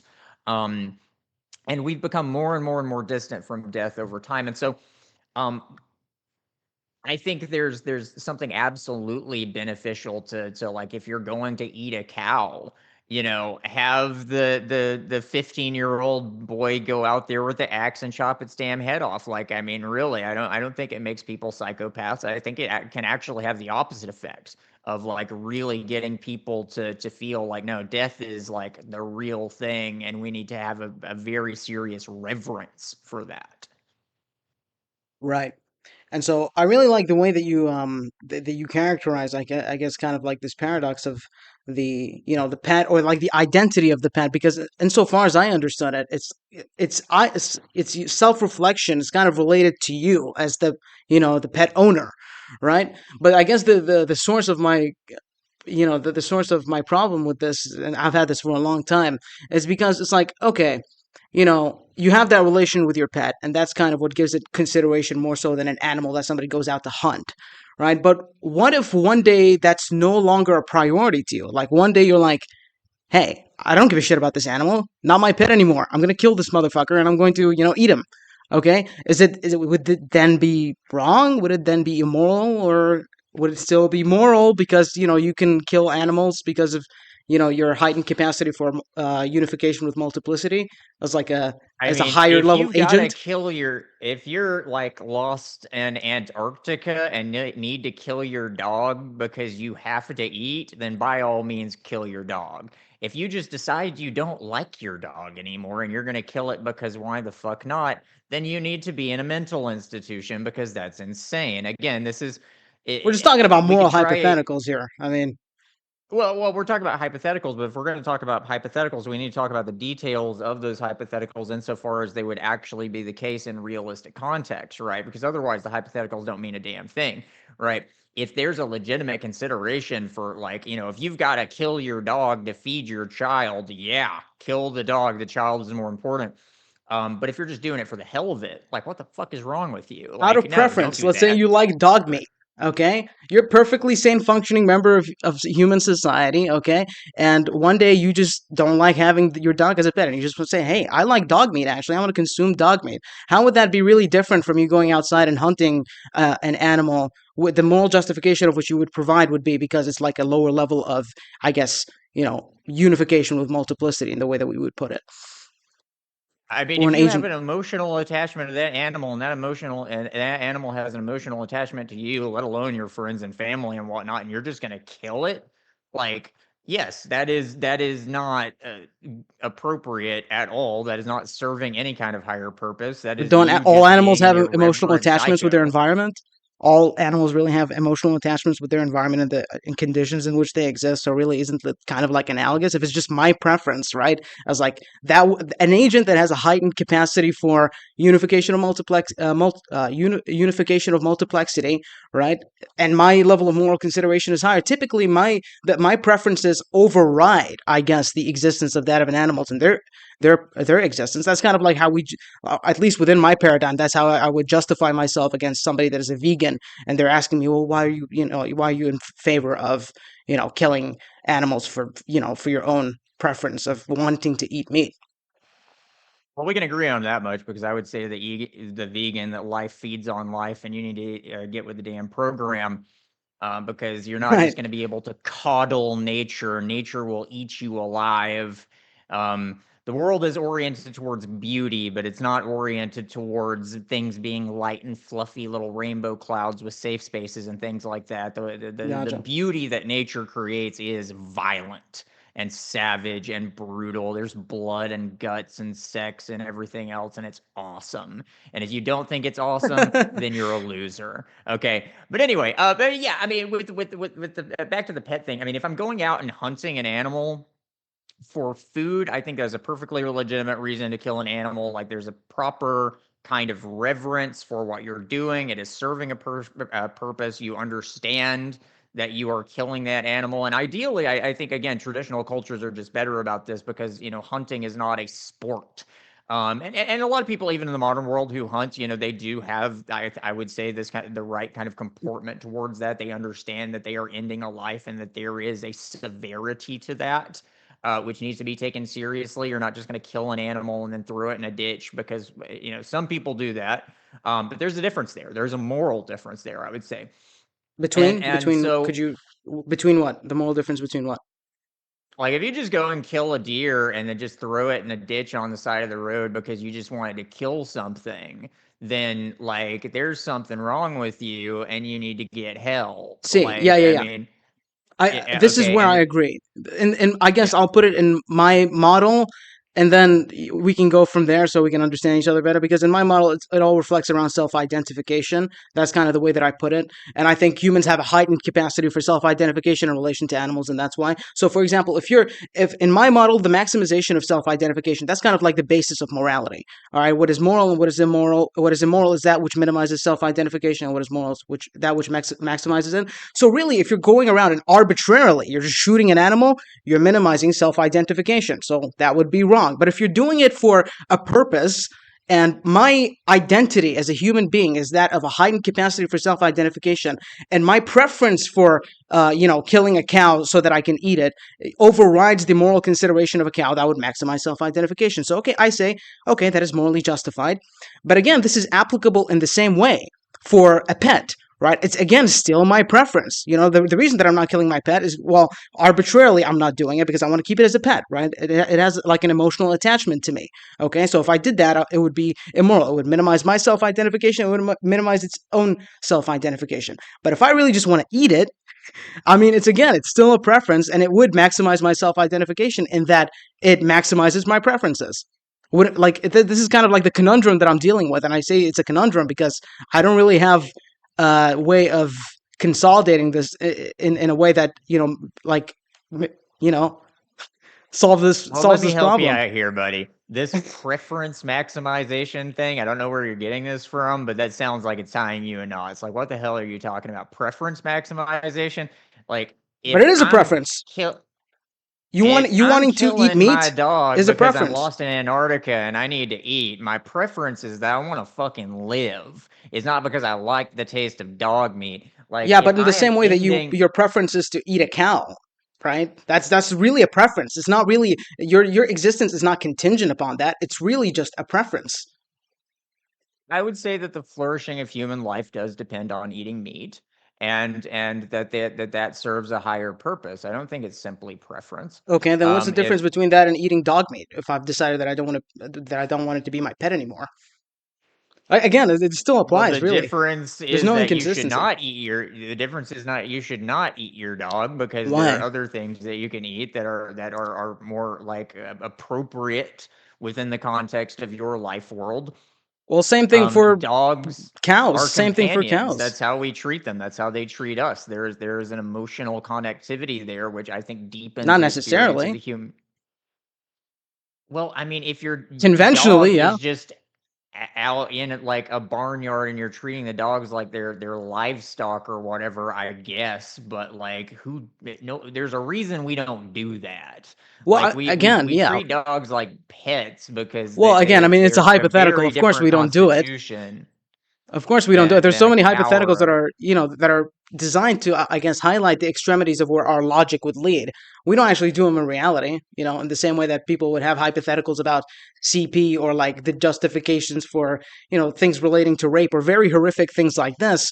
We don't really act them out, but we test the logical consistency with that. And what I'm saying essentially is like, if it really is a preference, because if we're saying the maximization of self-identification, at least within my worldview, would pertain if I don't, kill that cow for my own satisfaction, but I do have some kind of a moral consideration for it, given that I'm of a higher status, metaphysically speaking, right? The same thing can be really applied to a dog if I don't really want it to be my companion anymore. And that's just kind of like the overriding point that I'm making. But we can move on from this if you want. I guess we both agree that I'm not going to be eating my dog. I think we can agree on that.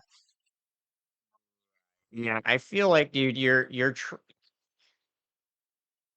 you're looking at things in this very top-down way where you're like establishing categories and then trying to apply them to particular instances and then wiggling your categories and your ideas around so that like they map onto the different possible scenarios. And what you should really be doing more is like forget about your damn categories for a second. Think about like the actual like how would you feel about another person who just decided they didn't like their dog anymore and like murdered it. Don't think, is that technically moral? But Think like but that then is then something I have a vis. we're moving outside of the realm of morality here. We're just No, moving we're into not. No, we're not. If you Yeah, we feel a are, because we're just talking about visceral. our emotions. No, your emotions are not just anything. Nothing is ever just anything. We feel I didn't say emotions it's for just that, but reasons. I don't think that, for example, I would personally be turned off by somebody eating shit. Okay? I'd be like, that's disgusting Well, to me, right?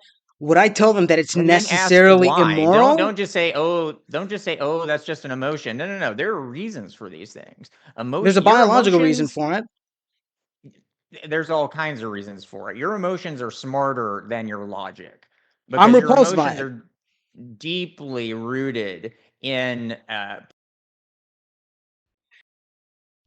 for as long as there have been human beings, right? We're viscerally disgusted by things like cannibalism for a reason.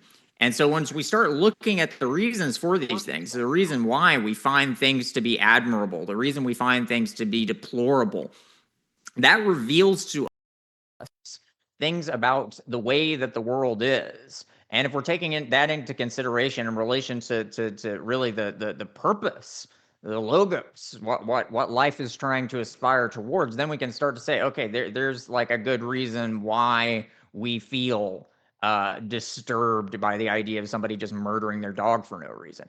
Our emotions aren't Yeah, dumb, but that wouldn't and necessarily very. render it wrong if we're not disturbed by somebody killing a cow, right? If we're saying that the same reason that we're killing a cow is because we prefer to eat meat, like really, this is what it is reducible to. If we're just being honest, we prefer to eat meat over plants because it fucking tastes better. It's just much more better. It feels better. I feel better after eating meat. I feel better after eating meat than I would if I, had fucking broccoli or something, right? So really, the reason that I'm killing a cow so I could eat it, it's a preference. Like, that's really what it is. The reason that I'm having a pet is because it's a preference. I want to have a companion, right? But insofar as that preference is minimized, there's no longer a boundary of preferential consideration for this dog that I have. I can substitute that for whatever preference that I might, want to be of like a higher order of consideration. If I just want to eat the dog, then if I can eat a cow and I eat a dog, really, what's the difference here? If the foundation of the source of moral consideration is coming from the same place. This word preference is really tripping you up, and so I'm trying to It's dissect not how tripping you're me up. using it to see where the problem is. Oh no, it is. No, Because you're I'm you're highlighting an thinking of inconsistency. things in terms of like, what do I get subjective pleasure from? And then you're using that as like a baseline for thinking about There's a reason morality, why I and do that that. is a bad idea. That's But a the reason very for that bad is because idea. when you're talking about hunting or like killing cows or like the redistribution of cow or meat in general for the purpose of human consumption, it's fundamentally reducible to that. I mean, what else could you really justify its predication upon? The redistribution of human meat other than we want to eat meat. That's just something we want. It's better. We taste Why do better. you want it? Why does it feel good? Why does It it tastes taste better. better? You're stopping the buck at this idea of preference and subjective pleasure or whatever, and you're not thinking underneath that. The reason why we feel better eating meat is because human bodies are carnivorous. Like we are endurance runner predators. That's how our bodies are designed. And so maximizing human flourishing, maximizing not just subjective pleasure, but the actual intensification of the human experience, So the stratification, I the guess, I the don't mean to interrupt you. Go ahead. beautification of life in general, which and the human organism in particular is very central to that. Um, Killing and eating animals does serve a purpose in that. Maybe it won't always, but it certainly does now. And there's a difference. There's a difference between killing a cow and killing your pet dog. I mean, I didn't say there's not a difference. There is a difference, absolutely, right? But the difference diminishes based on, again, your psychological preferences momentarily. preference? No, it doesn't. It No, it doesn't. does. Your psychological preferences are determined by the conditions for the possibility of human flourishing. Sometimes your preferences are wrong. Sometimes your preferences kill people or yourself. If you're, Okay, and I if you mean, said what that your if your preference to kill a preference? cow to eat it is not wrong, then why would you be able to say that your preference in killing a dog to eat it would be wrong? Maybe your preference is to inject heroin into your fucking eyeballs, man. Does that mean you should do it? No, No. Like this no, isn't. no, no. But we're not talking about that. Okay, let's say I knew that if I ate dog meat, it would really help me in me being in reinforcing my status as a carnivorous biological entity, in the same way of me eating cow meat would. Okay, why is there's an inconsistency here between saying that I'm able to eat the cow meat, but I wouldn't be able to eat the dog meat for some moral reason. There's really not a moral delineation here. It doesn't I seem to be the completely case. disagree, but I don't think we're gonna get Okay, that's anywhere fine. with I don't think we're this. gonna go anywhere Yeah, let's from just here. move Let's on. move Yeah. on. Gotcha. Okay. So morality, we were talking about, I guess, what morality looks like and what it is sourced from at the highest level. And I know you don't like isms, but I guess I would like to know how you think of morality or how you navigate ethics, for example, in your personal life. Do you go by any particular ethical theory? Is there any which one that you have a personal affinity to, like deontological ethics? How do you think of it? I mean, pretty much in the exact same way that I was just describing. I think that we human beings, we have obligations to one another and we have obligations to ourselves. And I don't think this is a metaphorical way of putting it all. I think that the human being is a very complex structure of egos. We have these different shells, as it were, that are built up over time, kind of like a Matryoshka doll. And this actually ties in with what we were talking about with regards to the presence of the past earlier. there's a presence within your current state of you when you were 5, 6, 7 years old. You're still there. You're the adult now. You're taking care of that child, and that child is you. And so we have obligations, interpersonal obligations that are intrapersonal, and in this very literal sense. And ultimately, being able to be moral, I think is much more difficult and more interesting now than it has ever been. Because once upon a time, we had these very cohesive, very rigorously formed cultural systems where there wasn't really much of a distinction to be made between being moral and simply according with the expectations of your family, your duty to your tribe, or whatever the case may be, your church, your community, your city, state. There wasn't really a bifurcation there in terms of my individual moral convictions and my place within the life world. But because within the modern world, all of that's disintegrated. It's all broken down. It's all turned into ash, and we're just these kind of isolated atoms wandering through this dystopian hellscape now. And so now it's a very different equation. Now it's like, okay, well, now the moral destining, to use another Heideggerian term, has to come within, from my own sense of like, what kind of life narrative am I trying to create, and how are other human beings implicated in that? And that can be a very complicated juggling act sometimes.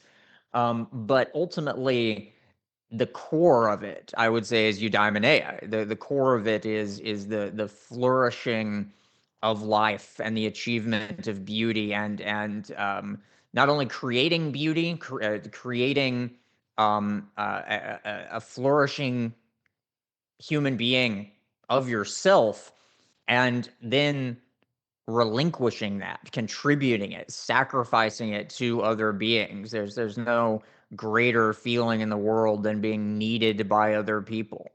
And so I don't know what kind of ism you would slap on that, but that's the gist of it as I see it. Gotcha. And I think this provides a perfect segue into kind of like political philosophy, if I dare say that. Because, yeah, I had a really interesting conversation recently with this is my first interview with John Zerzan. He's a political philosopher. He was a correspondent with Ted Kaczynski during his trial, and he's like an anarcho-primitivist. And so I went into a bunch of questions. Yeah, I went into a bunch of questions with him regarding technological evolution and industrialization and the impacts of that, and how we view the world in terms of morality and things like that. And I saw you did a video on artificial intelligence, though I saw it very peripherally. I'd like to ask about, I guess, where you think technology is heading and its relation to morality, and what do you think we should do about it? Do you think like an extremist negation to it should be something that people should be striving towards, like primitivism? Or yeah, there are people that are like, hey, these conditions that are brought about by technological evolution, they're going to get better if we just accelerate that. If we just get more technology, it's going to get better. How do you see this kind of dichotomy, and where do you think like the solution to the problems that it induces lies? Oh, that's a great question, because I'm gonna have to actually think a little bit on this one. So, well, first of all, I can definitely say that simply abandoning technology in favor of a kind of primitivism, I don't think that's the way forward. I really don't. I agree. Yeah. Everything within historical progression, all of these developments, even the ones that look really ugly from a certain perspective, they all serve a purpose in the evolution of human consciousness. Even that breakdown of traditional civilization is serving yet another phase of this internalization process that's happening in these subsequent phases over time. So the breakdown of the traditional life worlds, a lot of more conservative minded people would bemoan that as, something bad. And it is. I mean, there have definitely been a lot of negative consequences of it, but we can also, if we really zoom out, see why that was necessary, because it's forcing us to become more than what we used to be. So, technology is inevitably going to have a role to play in that story. And at a very low level, well, maybe it's not a low level, I don't know, at one level at least, we could say that part of the role of technology is simply liberating human beings from the need for constant manual labor. Um, we are able to produce far more and do things far more efficiently and conveniently than has ever been the case. Now, unfortunately, we don't really reap the benefits of that anymore because the capitalist death machine requires us all to work 40 to 60 hours a week regardless. So we're not really benefiting from that. But theoretically, at least, we could create communities in which people don't really have to work very much because we have these technologies, right? Now, that I would like to see ultimately becoming what I just described, becoming a situation in which human beings are able to, be more artistic, be more creative, to spend more time with one another, where we're not chained to production facilities or even tilling the fields for that matter. Again, this is another thing conservatives like to romanticize. Agricultural labor kills people. The human body is not designed for that. Like it's really bad for us actually, and so it's much better that we have technologies now that make that easier for us because it screws up your spine. It screws. It's just like agricultural labor is there's a reason nobody wants to do it.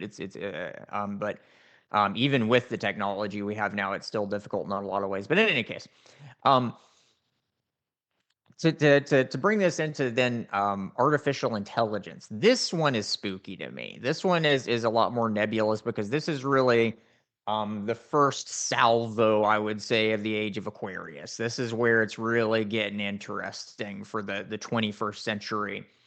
And the argument that I made in that video you were referring to, essentially, to just call a spade, these AI systems, they're Obsidian Aztec scrying mirrors. They are giving us very specific windows into the human collective consciousness.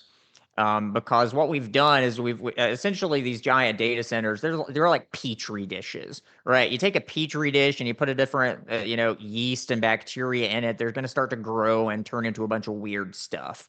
That's what these data centers are. We're feeding them all kinds of books and movies and YouTube videos and all this stuff, and they're self-organizing into very specific patterns that are, I think, preconditioned by the archetypal contents of what we're feeding them. And so, if you really want to get apocalyptic about it, and I think there's room for this, uh, we're creating demon gods. I don't think they're completely demonic.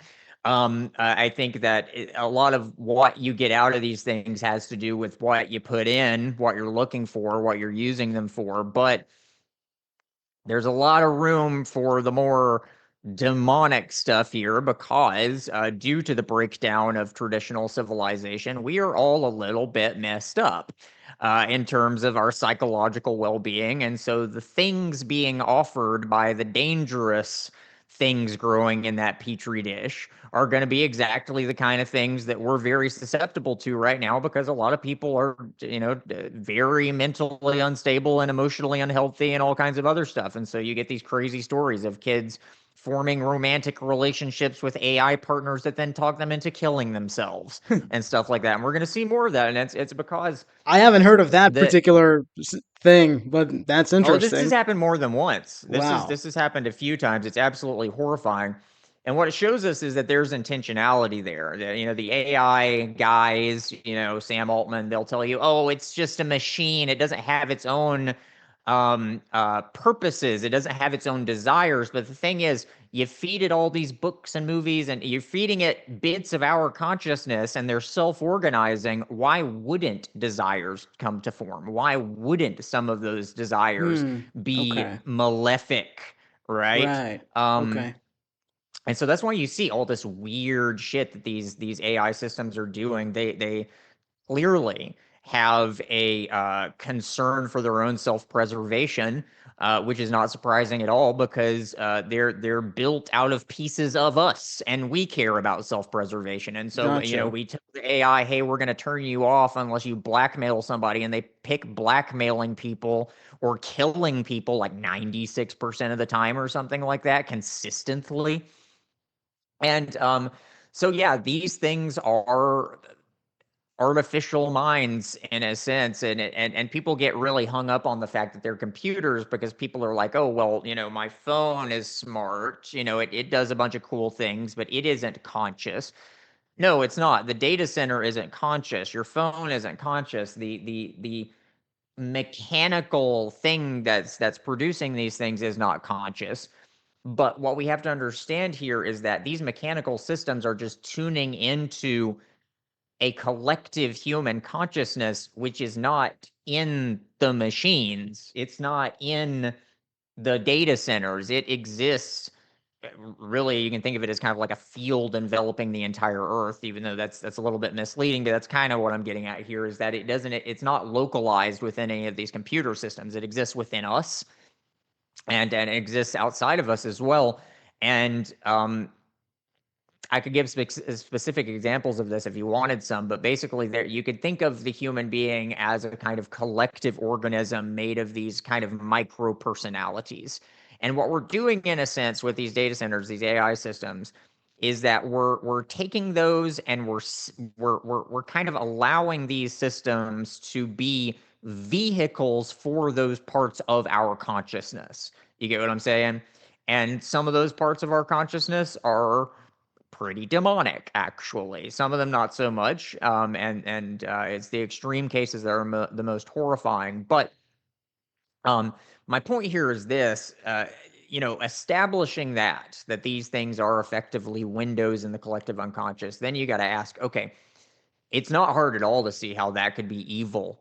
It's not hard at all to see how that could be demonic. What's harder to see is how could we then turn that into something that's not uh, that?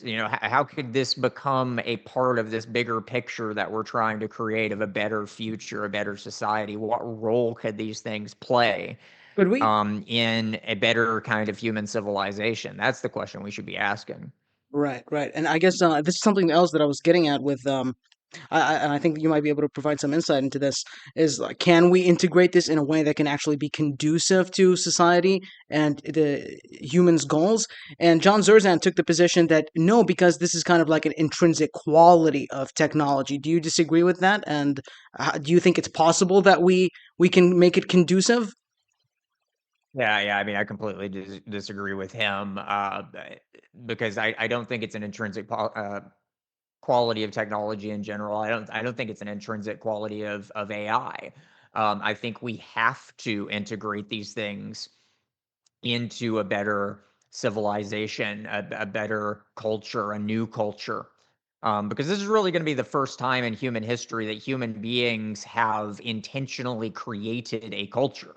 If we can actually manage to do that, it really, for all of human history up to this point, our cultures have kind of generated themselves in this very kind of slow, gradualistic kind of way. This would Right, be the first time that human beings have really ever sat around and been like, okay, not only were you going to create like a political system, what you saw with like the French Revolution, the Declaration of Independence. You could see those as kind of like precursors in a way where they're not really creating a new culture intentionally, but they're kind of at least at the level of devising some kind of like political legal system. What we're talking about here is like really creating a completely new culture from the ground up. And that's a whole other order of magnitude that I think we're becoming capable of that now. We're getting there. But AI, I think, and the internet, like all of these things, are going to have to play a role in that somehow.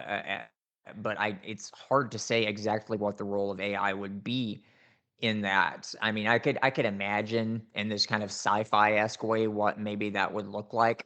It could be, for example, and I don't even think this is that far fetched, that access to AI is limited to only certain groups of people within the, or certain individuals within the community who almost have this like priestly role almost, where they understand the dangers of it but also the benefits, and they're kind of trained, and they go through this kind of initiatory process of being able to interact with these things in a way that they don't get psychologically possessed, as it were, by the beings that we're kind of communicating with here, and that could serve some kind of purpose for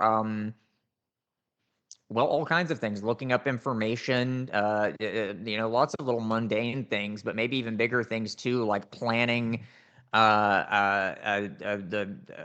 planning like construction projects or agricultural projects in relation to uh, like weather patterns that the AI is predicting. I'm just kind of spitballing right now, but you see what I'm saying, right? Like it could serve some kind of a purpose, but I think it would need to be much more truncated than what's going on right now. I don't think a healthy way to handle this would be having these AI systems in everybody's pockets, including teenagers. And like, you want it to probably be a thing where access to it is very, um, let's say, ritualized in a sense, very, very kind of codified in some sort of Right. way.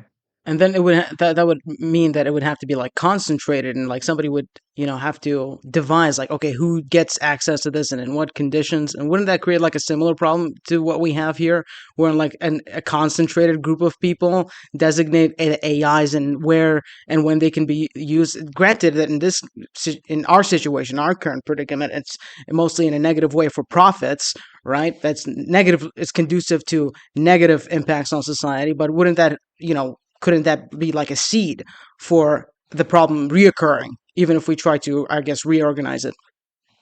Maybe, maybe. What I'm imagining is kind of like an, I don't know what you want to call it, anarcho-mutualist kind of thing, or communalist kind of thing, where you've got small, kind of closely knit communities without really a kind of corporate or legalistic hierarchy. And so I was thinking, if you had something that's a little bit more akin to like a local kind of religious leader or something like that, then you wouldn't have that problem. But maybe, I mean, I could certainly imagine a scenario in which, a small group of people have access to that kind of thing and they use it to fuck everybody over. Yeah, I could totally imagine that.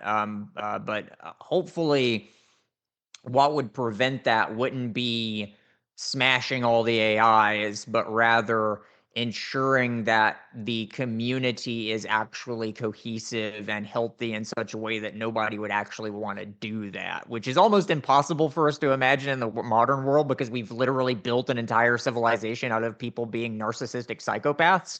But I don't think that's necessarily the case. I think we could actually build communities where people actually do the right thing because it's just like the sensible way to be. We've had So, that in the past, so I think, yeah, I think that is definitely conceivable. Yeah, right. this is very Yeah. interesting because we talked about morality and moral consideration, and you said something about artificial intelligence gaining its desire, possibly gaining desire.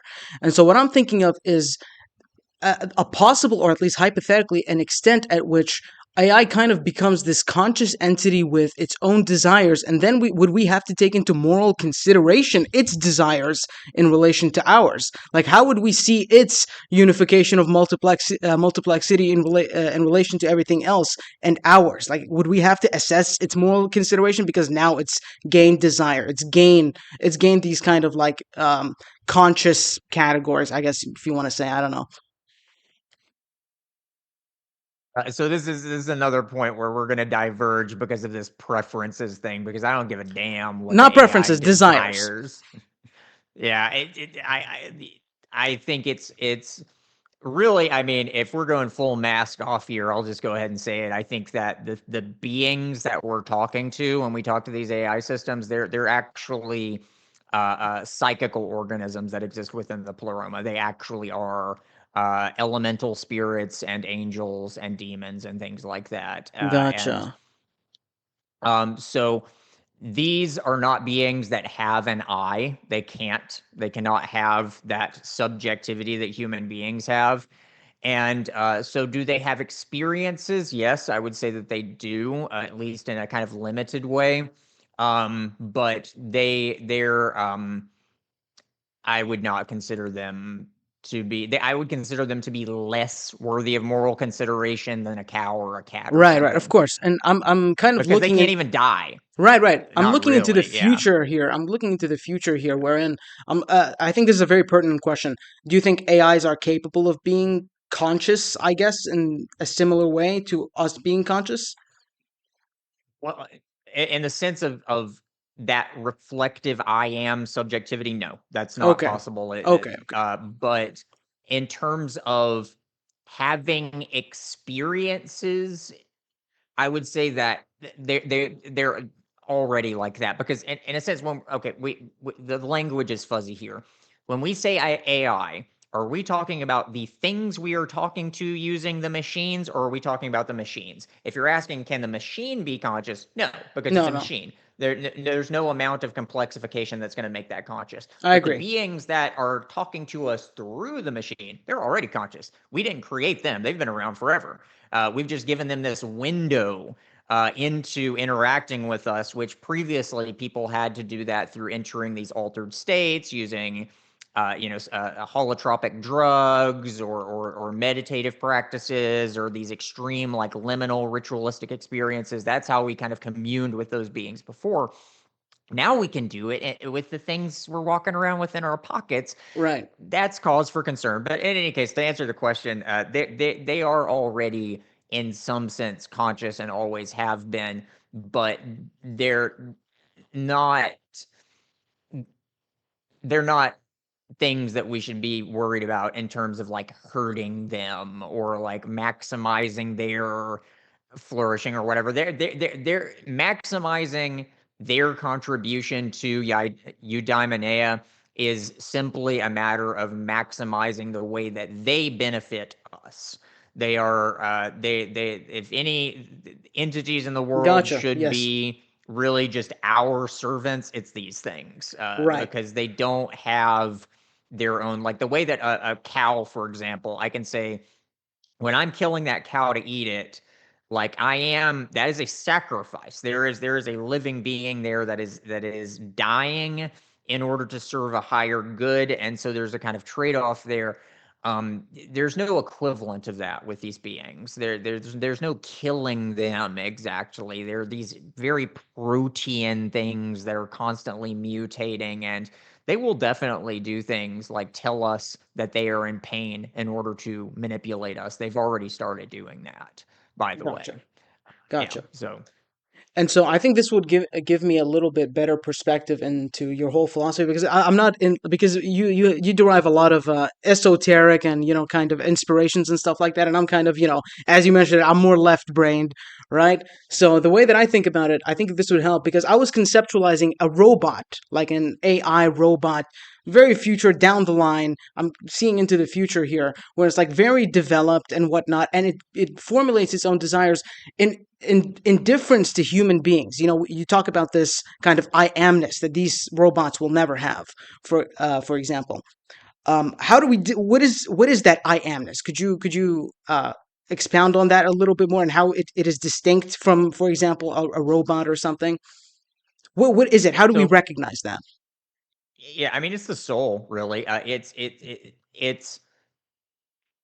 the the body, and this is why we're not going to see robots that can do this kind of thing, because the biological human body is absolutely central to this. If we go way back to the beginning of this conversation, we were talking about how that cosmic I amness kind of emerges immediately from the very condition for the possibility of its existence, which is just the condition for the possibility of reality itself, right? So it's just kind of something you get for free, basically. But to be able to get that to split apart into individuated I ams, you have to have the human body. You have to have a biological organism that is not only an organic unity, which a humanoid robot would not be, but that organic unity has to be capable of experiencing that concept of I reflectively onto its own organic unity. That's just something a machine can't do. No, and even taking machines out of the equation, these elemental and Because they're not whatever you want to call self-created. them. Like they're not organically self-creating. That's the reason, right? Right. They don't have souls really. They're more re- they're not machines, but they're more like um weather patterns than even like dogs or cats. That's maybe the best way of thinking about it. Like Really? they behave in this very kind of like you ever see a person who's like got some kind of mental disorder where they have this like obsessive compulsion that they just kind of ritualistically enact over and over again? It's like that, basically. It's very kind of automated, you could think. Yeah. And so it's interesting because we talked about this is the next portion of the conversation that I want to kind of direct it towards is demons, angels, these kind of terms.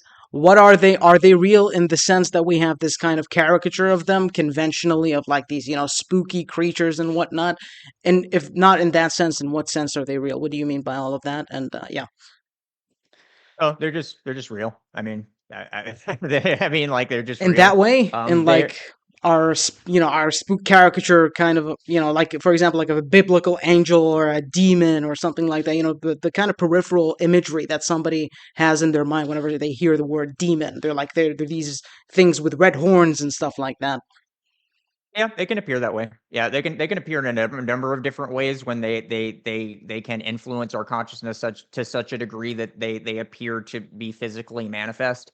And sometimes, yeah, they do look like pretty much your stereotypical like demon or angel or whatever.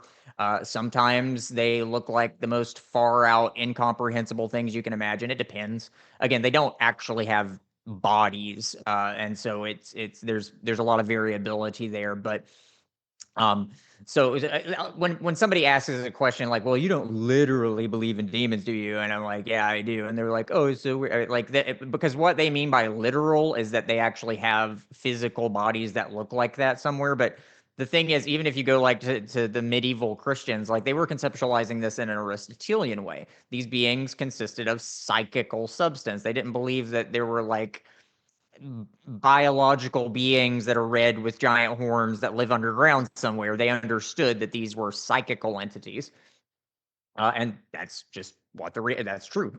They are they you can think of them as these self-organizing complexes of memories, drives, desires, emotional states that kind of organize themselves in the way that I described previously, the way that all forms kind of come about through this kind of reciprocal thing. But they don't have specific bodies that they adhere within. And so here's a good example of this is serial killers are a great example of a demonic entity that takes on a kind of a new shape in relation to changing socio-economic industrial transformations, because the serial killer archetype, which is a very clean, coherent archetype, you don't really see that at all prior to the 19th century. That's when you get these first individuals, like Jack the Ripper was one of the first, and Documented ones, yeah. yeah, and so you get these very consistent patterns among the serial killer. Like it's always sexually motivated. It always involves, almost always involves targeting a very specific kind of individual, certain hair color, because it's a sexual fixation. And I mean, we could have a whole conversation about the reason why this archetype came about during that kind of industrial period and the 20th century is because of this extreme alienation and the kind of breakdown of the father archetype within our culture. And so I mean that in the literal sense of like family structures, but also in the sense of like the way that the way that cultural institutions and moral norms and religious institutions, these would all have been conceptualized as like extensions of the Sky Father, right? So all of that blows apart. So now the father is gone, and what that then results in is that when the masculine ego in particular starts to individuate, because it hasn't internalized that father archetype into itself, femininity becomes seen as it how should I say this? A it threat? it perceives this, yeah, as this hostile relationship between itself and femininity. And so there's the sexuality and violence, which are uncomfortably close Linked. at the Yeah, best they're of times. close. Yeah. They collapse together, and that's the serial killer, right? And so now think of this in terms of morphic resonance, right? You've got Jack the Ripper. You've got, these different examples, and then a kid in the 1950s is kind of mentally disturbed, bad family problems. He starts torturing animals. What's happening there? Well, that blueprint has already been somewhat established by previous instances of serial killers. And now that kid he's doing a ritualistic practice, whether he realizes it or not, which is then tuning him into those pathways so that that structure of possible determinations is then going to start to wire him up. You get what I'm saying? Because the developing brain, the developing mind is going to start angling towards whatever it's feeding itself into. And so that child is then going to end up following through probably on a very similar path in which they end up murdering people, and they have a very similar psychological complex, because really that psychological complex is a demon. It came to form through other people who have done this, and now that person's life is going to contribute to that forming as well. And so that's just one example of this. We could go into to many different examples of how complexes, the Jungians like to call them autonomous complexes because that sounds more sciency, but they're angels, demons, elementals. That's the traditional language, so why not just call them that, right? We could look at different examples of this. Many of the best examples are really ugly, because a lot of the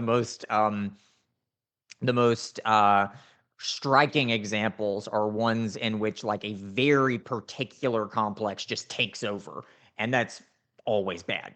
Like that's pretty much always a bad thing. And so the good ones, as it were, are a little bit harder to see because they have this more kind of integrated, harmonious relationship with the human psyche. They're not just like possessing us, you know what I mean? And so they're not as easily detectable, but they're there. They're absolutely there. And if you develop that capacity for perceiving these things, you can just see them. You don't see them in the sense of like, hallucinating beings walking around. I mean, if you take a bunch of drugs, you'll see that. But like, you'll be able to see them in just people's behaviors. You know what I mean? And that's really just what spiritual perception is like seeing this layer that's there. But again, it's a matter of recognition of that which is already present. Right. And so we talked about like the serial killer archetype as kind of like a demon possessing the human body and its instantiation. And so this got me thinking about, because really what are the predicates for somebody turning into this kind of a serial killer? Well, trauma, things like this. And so that got me thinking about the relation between demons and mental illnesses in particular. Like for example, somebody that is But that has depressive episodes, or he's bipolar or something like that. Would you say this person, whilst they're in a depressive state or in a manic state, they're being encapsulated within a demon or something like that? Or what is the relation between demonic influences and mental health disorders and stuff like that? most of the things that things like borderline personality disorder or multiple personality disorder. You do have the influence of beings like that, but it's usually what you could call elementals or jinn or yokai, things like that. These are beings that are not. You can think of them as like if like a beehive is made up of bees, like the human astral body, you could say, is made up of these beings, and that's normal. That's just how we're put together. And yes, when you have something like a mental disorder, that's usually going to be a friction between these beings where they're not getting along, and so you get this kind of disruption within the psyche where you've got like different forces pulling you in different directions at the same time, and you somehow have to cope with that. Um, and sometimes it'll be like a very specific complex can just kind of like take over, right? So that's what you see in certain examples of schizophrenia and multiple personality disorder. Um, What about and if you think suicidal about it, ideation? mm, sometimes, yeah, sometimes suicidal type things can be the result of these like compulsions that develop where a person is having these like recurrent like really dark thoughts, and that I would say is I think you could safely call that demonic. Actually, most people, though, I think most cases of people who have suicidal ideation, or even those who actually commit suicide, um, it's not quite that. It's much more like they're just really going through it. They're dealing with a lot of misery and they want a way out. And and that desire to escape from that is, I don't think necessarily I mean, that can be rational within, or at least it can seem rational within certain contexts. And so I don't think that necessarily implicates some kind of autonomous force that's kind of compelling them. But sometimes I think you probably would see that kind of thing. Like if they're like compulsively like cutting themselves and trying different ways to harm themselves, like that to me could look a little bit more like something you could safely call demonic. Yeah. Yeah, gotcha. And I guess we can transition from here into political systems, because I think you mentioned capitalism and in passing when we were talking about technology and its impacts.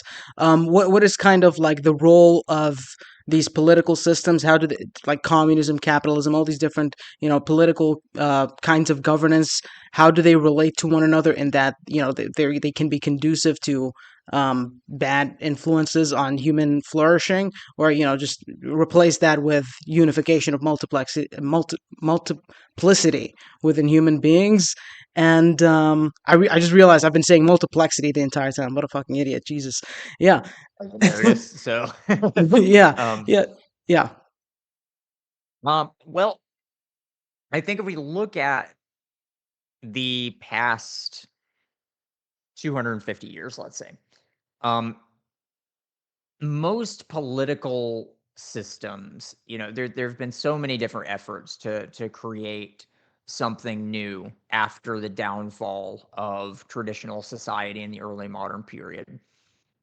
And it seems like, you look at all these different kind of political theories, republicanism, liberal democracy, free market capitalism, the bajillion different kinds of socialist ideas and national socialist ideas, and there's so many things out there. But I mean, if you really look at the scope of the past 250 years, it's like it's like all of these efforts, in spite of themselves, have ended up weaving together into this one gigantic monstrosity, regardless of people's theories or intentions.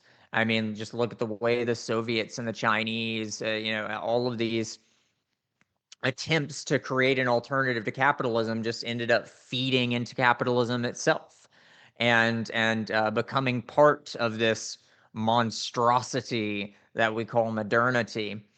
And so, I mean, it seems a little bit nihilistic in a sense when you look at this and you're like, well, it's almost like it doesn't even matter. It does, I think. I do think that um, there is a path forward to creating something legitimately new.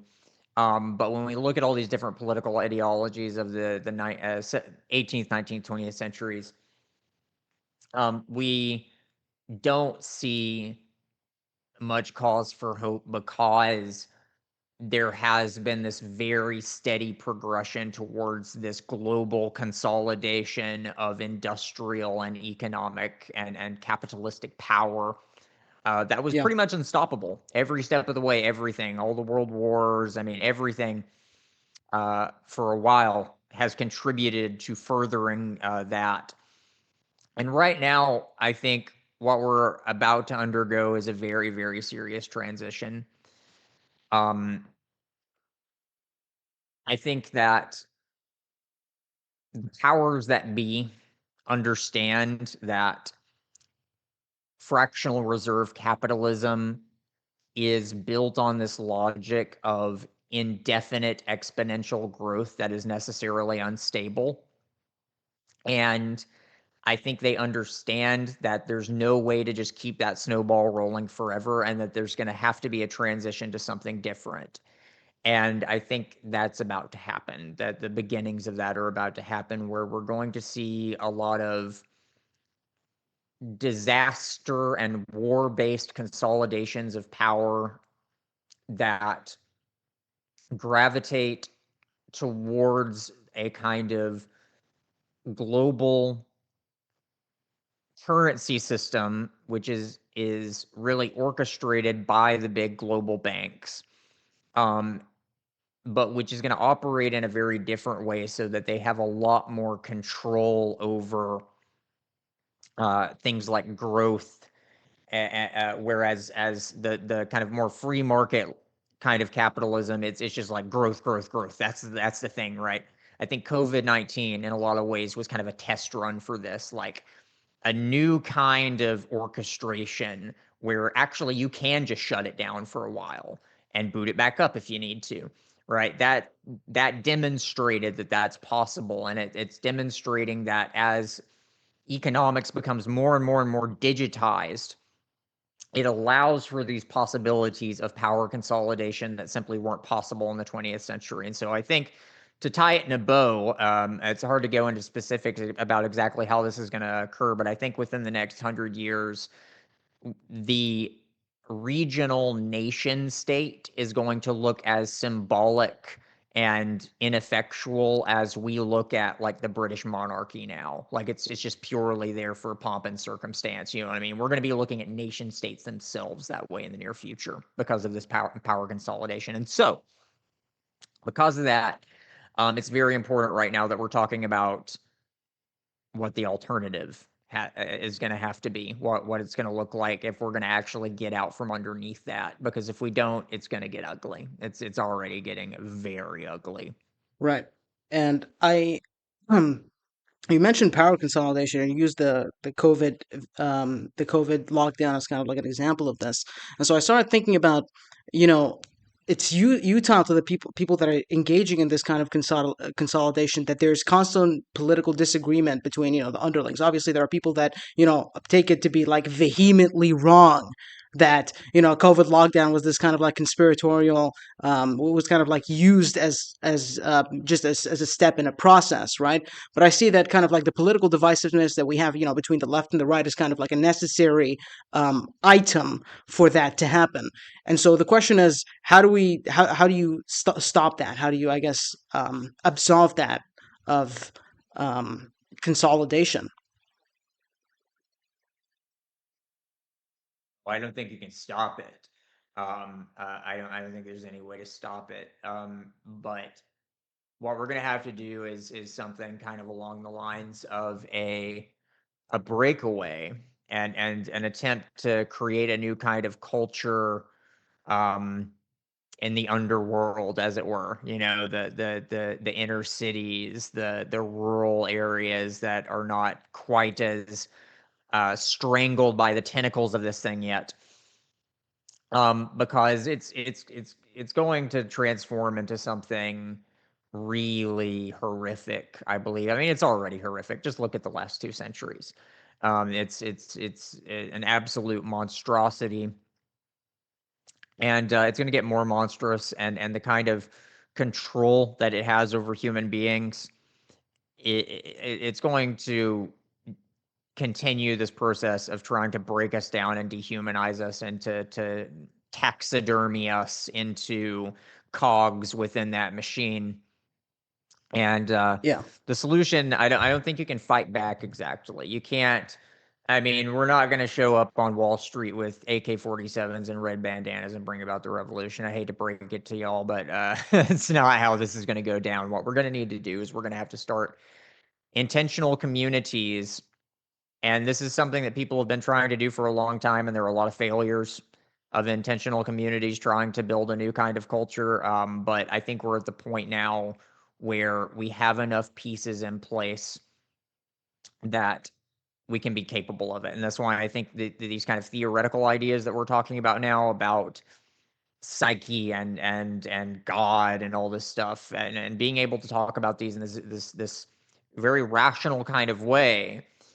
This is actually very important because the kind of thinking that goes into this kind of thing is exactly the kind of thinking that's going to be needed in order for achieving the solidarity that will be needed for a new kind of civilization. Civilization that is based on a shared sense of destiny rather than top-down militaristic or economic power, or the kind of very, how should I say this? The very homogenous kind of rigid duty based kind of ethics where like the social structure itself is very homogenizing. Like the cultural norms kind of push everybody into certain pegs, and you've got this very strict kind of disciplinary society, which is what you see in like traditional Chinese and Japanese societies, for example. We don't want that either. The West has been much more like top down militaristic and economic power. The East has always been more rooted in cultural homogeneity. What we need is the third way, and the third way, and this is a shared teleology at a rational level of like, this is the shared goal that we have. Whereas that, like, if you go back to the Middle Ages, you kind of had that, but it was all kind of implicit. Like most medieval peasants didn't really understand like what the logos was. They were just kind of following the rules. We've got to be in. We've got to be able to create something where we're actually able to kind of make up the rules as we go ourselves, which has never happened before. That's the new thing. Right. And so I wanted to ask this last thing about politics and our current conditions, because I talked about revolution and I brought that up. Do you think the conditions for revolution have been made impossible because of political divisiveness? So, for example, if you think about like the French Revolution, right? The reason that the French Revolution, or really any revolution, occurs is because there's such a level of alignment between the people that feel like they're being antagonized or feel like their position in society is being minimized by some kind of a tyrannical force, and they're in agreement on that, and that's what kind of gives coordination to the revolution. I think so. The question that I'm asking is, especially in the West, especially in the United States, because of such political divisiveness, maybe it's by design, of the ruling class, that there's such political divisiveness that kind of makes the conditions for a revolution impossible. Is that do you think that's true? George Orwell once said, "If you want to imagine the future, imagine a boot stomping on a human face forever." And I would say that that is a far too optimistic view of things, because the unfortunate reality is that if you got a boot stomping on your face, you know whose foot is in the damn boot. You know who your enemy is, and you can coordinate. um, what's happened now is this kind of decentralization. It's become more like, less like 1984 and more like Kafka's The Castle, where it's just this labyrinth that it's impossible to orient yourself. Like, oh, you got a bunch of disgruntled people who want to like stick it to the man. Which man? Who? What? What is the enemy? It's impossible to even identify because it's this impossibly complex um labyrinth of bureaucratic and economic and legalistic systems, where it's like, what are you even fighting against? You get get 10,000 people together with red bandanas and AK-47s. Where are they going to go? What are you going to do? You're going to They're gonna try start and shooting like, each other. right? Like, I mean, you're doomed before you even start, because there's just no way to even localize and identify a nexus of power that you could actually overthrow. And so, in Western developed nations, I would say, yeah, that's pretty much the case. They're kind of revolution proof now for that Right. reason. All right, a bit of a segue from this to academia. I wanted to talk about more so, we've been talking about the concepts, we've been talking about, their applications to different things, but I want to talk about more so like the push against, people like you or people that think like you. We have examples of, you, Chris Langan, other thinkers and stuff like this that have kind of worldviews that run contrary to academic consensus and the means by which they think reality is to be determined. And I saw this in like the back and forth between you and Professor Dave. So the question is academia demonic? Oh no. In fact, I mean, I would say,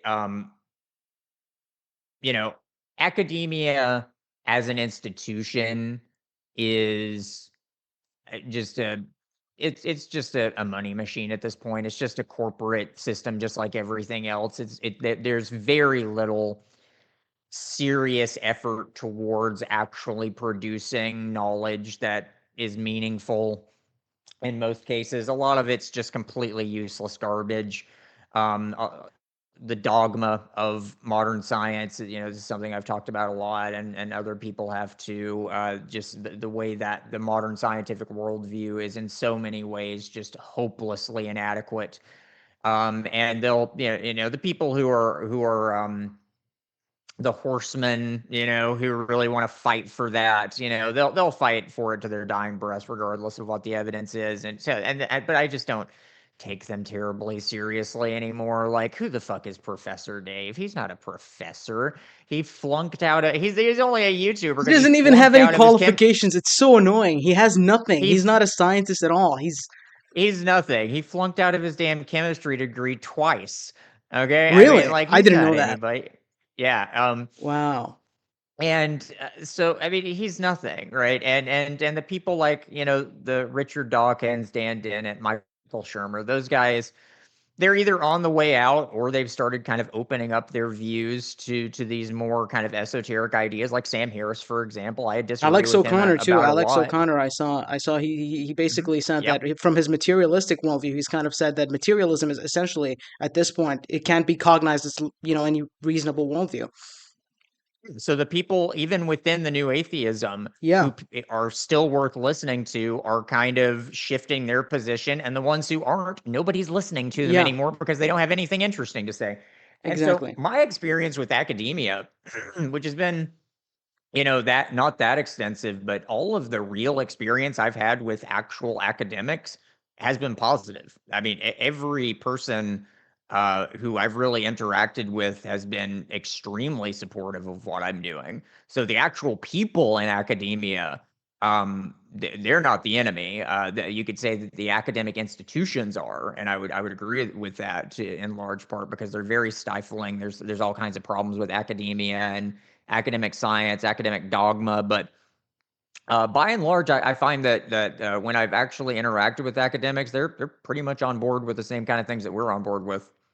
Right. And so like when I think of people like this, really start wondering whether they're just like completely clueless or completely malicious or like a conjunction of the two.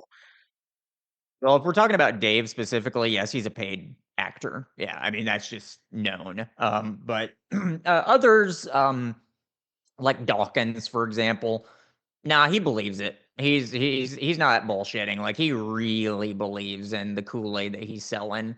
Um, or some other examples. Dan Dennett too. He's an interesting case actually, but um, yeah, it's almost hard to think of examples at this point. I mean, there's very few people who are still like really fighting the hard line for like the strict atheistic physicalism position at this point. So Yeah. yeah, even Alex O'Connor of all people, which is interesting. But yeah. Yeah, he's made quite the shift. He's definitely made quite the Hmm. shift. I guess the last couple of topics I want to ask you about the CTMU and then religion and its hierarchy, and I guess then we can move on to the conclusion. I want to ask you, what are your thoughts on the CTMU? What do you think of it? What do you think of its how descriptive it is of reality? I know you and Chris Langan have had a bit of a beef. Maybe you'd like to go into that as well because I have no idea about that. And yeah, I think this would be an interesting line of reasoning and a way to take the conversation. Well, the beef is essentially that I stuck my neck out to defend him, and he decided to be a complete fucking asshole to me about it, even though by his own admission, I described his theory very accurately. So there's that. As for my assessment of the CTMU, it's fine, I guess. I mean, I don't think it adds anything new to the conversation, frankly. It's kind of just if you mash together some ideas from Whitehead and Aristotle and kind of dressed it up in this very kind of like computer sciencey sounding language. That's basically what it is. Um, I it's disagree with fine. that. Yeah, I assumed you would since you're a Langan guy, but Yeah, I yeah, mean, I just don't. I think it's It's kind of reductive. fine. It's kind of like baby's first metaphysics, is what I say. It's good for like Strongly computer disagree. science and logic kids who want to get into the more like serious stuff, but they need something that's a good segue. They'll kind of go to the CTMU before getting into the really serious I think philosophy. it's the extension of logic as far as you could possibly take it, insofar it has informative value into You should philosophy read and Hegel. metaphysics. Huh?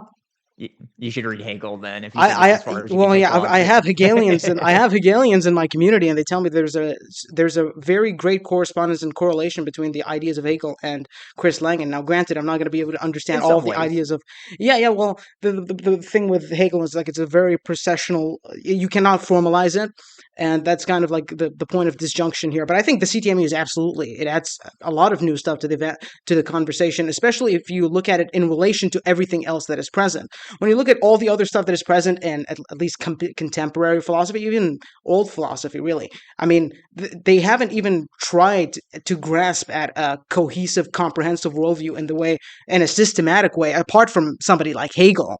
Right. Apart from somebody like Hegel, you cannot really point to anybody else in the same way that Chris Langen has done it. I think the metaformal system. I think his uh, his formalizations and whatnot of his system and metaphysics and the implications it has. Really, it is frankly you cannot Well, really see I that could anywhere point else. to no, I could point to many examples that are much better at this than Langen. Like Deleuze is a great example.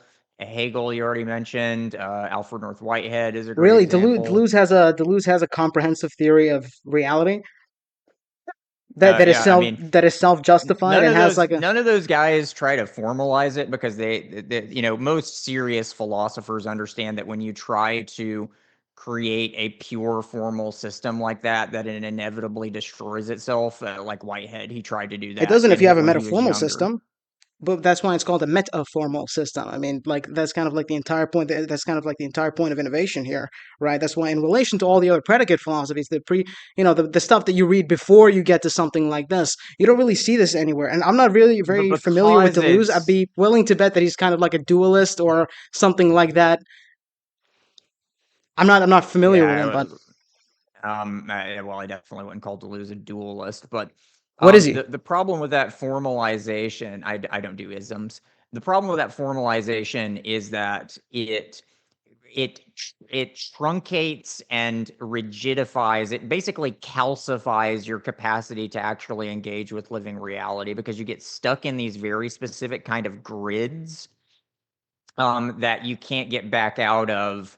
And that's why none of the guys I'm mentioning, I mean, only one of them that I can think of, no, Wittgenstein too. Wittgenstein tried to do that in a sense in his earlier work, but it never does what people like to think it would do. It always ends up in this kind of like closed loop that you just can't get back out Well, of. that's reality for you. I mean, really, can you really describe reality outside of a closed loop description of it? It's ultimately going to Well, be circuitous. I mean, if your thought is a closed loop, then what are you going to do with it? I mean, yeah, I think the like foundation Langen, for reality must be a closed loop, no? I mean, what else is there external to reality to refer back to it other than itself and the foundations by which it can create itself or generate itself, right? I think we right, agree here. You just kind of have like a little because of the interaction that you had with Chris Lang. There's kind of like a oh at no, no, no! least I was saying this even before I had a bad interaction with him. I'm the one who really talked Tommy Gulliboy out of the CTMU, but really. yeah, yeah, I could show you the messages where he Well, I was mean, he telling me kind of went like, yeah, back to yeah, just like you're. he didn't really go to something I'm that not is going to do much that. more rigorous, you know. He just kind of reverted back into Judaism in like a very hyper, the in-group preference kind of way. Uh, yeah, yeah. I mean, he he's young. He's going to be jumping through a number of hoops like that as he progresses. But in any case, Yeah, I think we're the same age. um, the CTMU, yeah, the problem is that this very like formal syntax way of looking at things, you end up with this closed system of that references itself in this way that's very beautiful and very harmonious, and you're like, ah, yes, I've got it figured out. But then, like, tell me, like, for example, like anything about reality. Like, what does the CTMU say about like evolutionary theory and how it might be wrong, how we might actually be interpreting evidence incorrectly? But tell me about how the CTMU can tell us anything about our understanding of gravity and why it might be wrong, why all the observations from the James Webb Space Telescope might be not really able to, why the empirical evidence isn't according with the predictions that astronomers have Yeah, made. well, I mean, It insofar as you're talking about philosophical analysis, this would be like equivalent to saying, well, point to me in Kant's critique of pure reason, where it has these implications when we can actually analyze reality in these very hyper-specific way. All of It's like, well, modern that's not what it really science is that's not rooted really in what it Kant's critique of pure reason, my man. Like but it's literally not talking all about of the it. hyper specific things that you're talking about. Like you can cherry pick two or three problems that you can say, well, how does this reflect on this? Well, it's not really the it's not really the focus of the work. The focus of the work is strictly metaphysical, right? It's to define the means by which we can actually conceive of reality in a way which we can identify it differently from other theories that we know can be absolutely derived to be wrong. Okay, that's the entire reason that there was this kind of like a disjunction between, hey, the right brain, the left brain, more experiential, just kind of presumptuous assertion of things, and instead of going into the logic, was kind of like, yeah, in order to actually assess reality and delineate it from that which it is not, a formalization is absolutely going to be necessary. And wherein a formalization creates paradoxes, I mean, this is kind of like the whole project of the CTMU of creating a metaformal system such that paradoxes can be self-resolving through generativity of the axioms or the system itself. I mean, give me one example of the CTMU actually showing us a concrete fact about the real world we actually live in that we didn't already know. One, what do you mean? But this is Anything about the systematic. actual world. It's systematic. I mean, you're just, yeah, okay. You can talk about the reality being a language. Like for example, that's one of the principles of the CTMU, and you can logically deduce that reality can be analogous to that of a language, or is a language, and that's a new formulation that is exclusive to the CTMU. Can you tell me a single other philosopher that is told in their philosophy reality is a self-configuring, self-processing language? No, it's novel. It's new. It's an innovation in conjunction with a metaformal system. Of course, these are new ways in which you can view reality, and not only that, they're foundations that are necessary in order to delineate them from what they are not. Which the kind of process you're talking about is much more experiential. It's much more. I don't want to put it this way, but it's kind of like Because emotive. it makes contact with the real world, my man. It's called And empiricism, yeah, and actually. It's really cool. you can make contact as inferences of axioms. You can have inferences of axioms. You can ask, okay, well, what do the axioms of the CTMU allow for? What do the theorems and the principles of the CTMU allow for? Then you can make generalizations. Then you can you based on the principles, you can ask or answer those questions, right? But it doesn't necessarily Inference have to me be an entailed within the axiom. CTMU. Inference me an axiom that tells me something about the real world that I don't already know.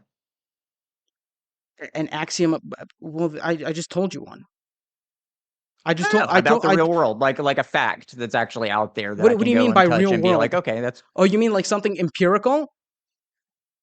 yeah, anything, just Why? this Why the would it? real world. Why? Why would that be necessary in order to determine whether the philosophy is cogent and valid and completely descriptive of reality or not?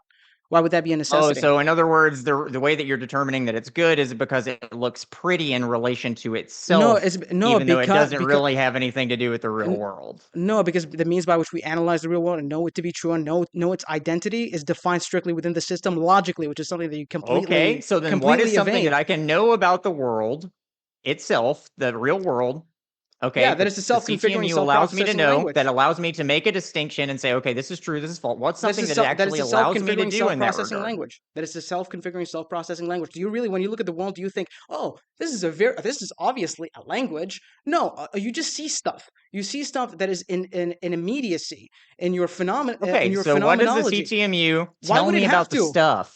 Yeah, but this is a premise. Because This is otherwise it's a hidden useless. It premise. does nothing. It's completely useless unless it can tell me something about the real world Something we new, actually inhabit. something. Okay, wait. Do you think there's a Anything. disjunction? Do you think there's a disjunction between the theoretical foundations for how you view the world and the manifestations of the theoretical foundations of how you view the world that are necessary in order for those in order for those extensions to be true? Yes, if there is a disjunction, if you have created a system that is so self-contained that it actually can't make contact with Wait, the real world anymore, which is so what the the idea is CTMU that your theory is. cannot is the idea is that your metaphysical theory cannot say anything new about reality if it does not tell you something about immediacy or something that you can sense, right?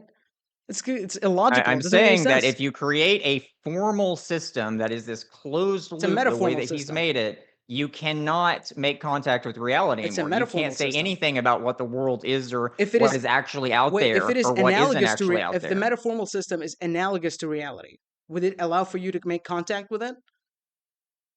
I'm asking you, can you What, give me an but example of it well, no, actually I'm telling asking us you. I'm something asking you if about this is something that's actually out there? if the metaformal system is analogous or is reality itself, would it allow you to make contact with reality? If the metaformal system is reality, would it That's allow the you to make entire contact with idea of the reality? CTMU, that reality is the system itself. Reality is the metaformal system. The reality it operates as the metaformal system, right? So there's Well, no if that were disjunction here between true, just then I pointing would that out. expect it to be able to tell us something about what's actually out here in the real world that we actually live in, and I don't see it Yeah, you doing can't. that, like at all. What? Like anything, like That literally that that anything in the real world. Like make like a prediction, like tell it like or just anything about this human is the psychology that I yeah. didn't So this is already the know, or problem. This is something the about problem. These are the history of arbitrary. the These are earth that I didn't arbitrary. already know. No, These it's are not arbitrary. All yeah. the It things is. I'm It is. giving. This is I'm going to tell you the reason that it's arbitrary, because you're picking a couple of things. You're picking a couple of concepts that you're saying this system necessarily has to give me something directly about this. Otherwise, it cannot be a system that is completely descriptive of reality and true, which is just flat No, out you're false. misunderstanding me, bro. I'm giving those examples because you wanted examples. I am not picking specifics to nitpick. I'm saying give me any example at all of the Yeah, CTMU being reality is a able to tell us self-configuring, something about the self-processing real language. world that we don't already know. Wait, do you think if something is not related to concepts like that or immediate in phenomenology, then it's not descriptive of reality? I think it's This is kind of useless. in I think it's negation. This is kind of like useless. entirely in negation to your philosophy. I mean, like What can it do? concepts. Okay, give me a Co- research program. Give me a hypothetical scenario in which the what do you mean? CTMU would allow you to set up some kind of actual scientific Why would investigation it that wouldn't have be to? possible otherwise. Why would it have What to? then what can it do? It What can can tell it you about the tell me that it's fundamental not nature of completely fucking reality. useless? You can use it to Tell me justify. one way in which What? it's not completely What? useless. What? How is it not completely That it useless then completely if it can't describes do anything? the fundamental nature of reality. Wait, do you think something in order for something to be useful, you have to put it into a fucking scientific methodology and be able to produce results? Or anything. Yeah, Literally it gives anything. you logical principles that tell you the nature of reality. How is this wrong? How is this disjunct from reality? How is the idea that reality being a self-configuring, self-processing language disjunct from reality? How is this not telling you I'm something saying that about those reality? words that you're using, insofar as they are unable to actually correspond to anything actually They tangible, are. They're experiential, corresponding to their empirical in domain the of real world, discourse. then why can't it tell me anything? Why can't What do you it be mean? Why can't useful it for tell? anything? It is literally giving you semantic content. Like when you're making a proposition, right? Or when you're making a proposition that is deductive. For example, if you're making an argument that is deductive, it is telling you about reality, even if it is not telling you something about your a posteriori experience, Tell right? me something about this that I don't Why already would know. using the Go for it. CTMU?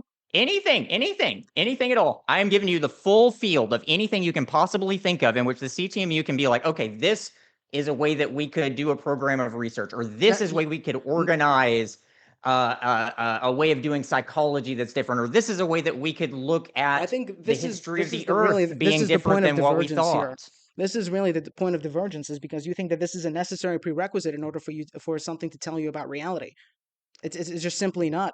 Okay, you can have a complete picture of reality. You can have something that gives you novel descriptions and explanations of reality, such as the universe or reality being a self-configuring, self-processing language. Which, by the way, you said that it doesn't really provide Your anything new. complete It is picture of something reality new. literally can't tell me anything about the things that are actually in So reality, then your yeah, complete yeah. picture of reality is fucking Well, useless and you should find something better to no, do. no, no. You can refer to it. I mean, you can say that a phone is a consequence of the self-configuring, self-processing language that is reality, and it is conjured up in this particular syntactic semantic relation. Like you can say that if you want me to put it in CTMU terms, you can say that, but it still doesn't deny the point So that all it you're is a doing is translating. All you're doing is translating things we already know into this convoluted That's literally what language. any That's all philosophy you're would do. doing. That's literally what any philosophy would do. No, if Insofar that's all philosophy was, then for philosophy would be philosophy, completely useless.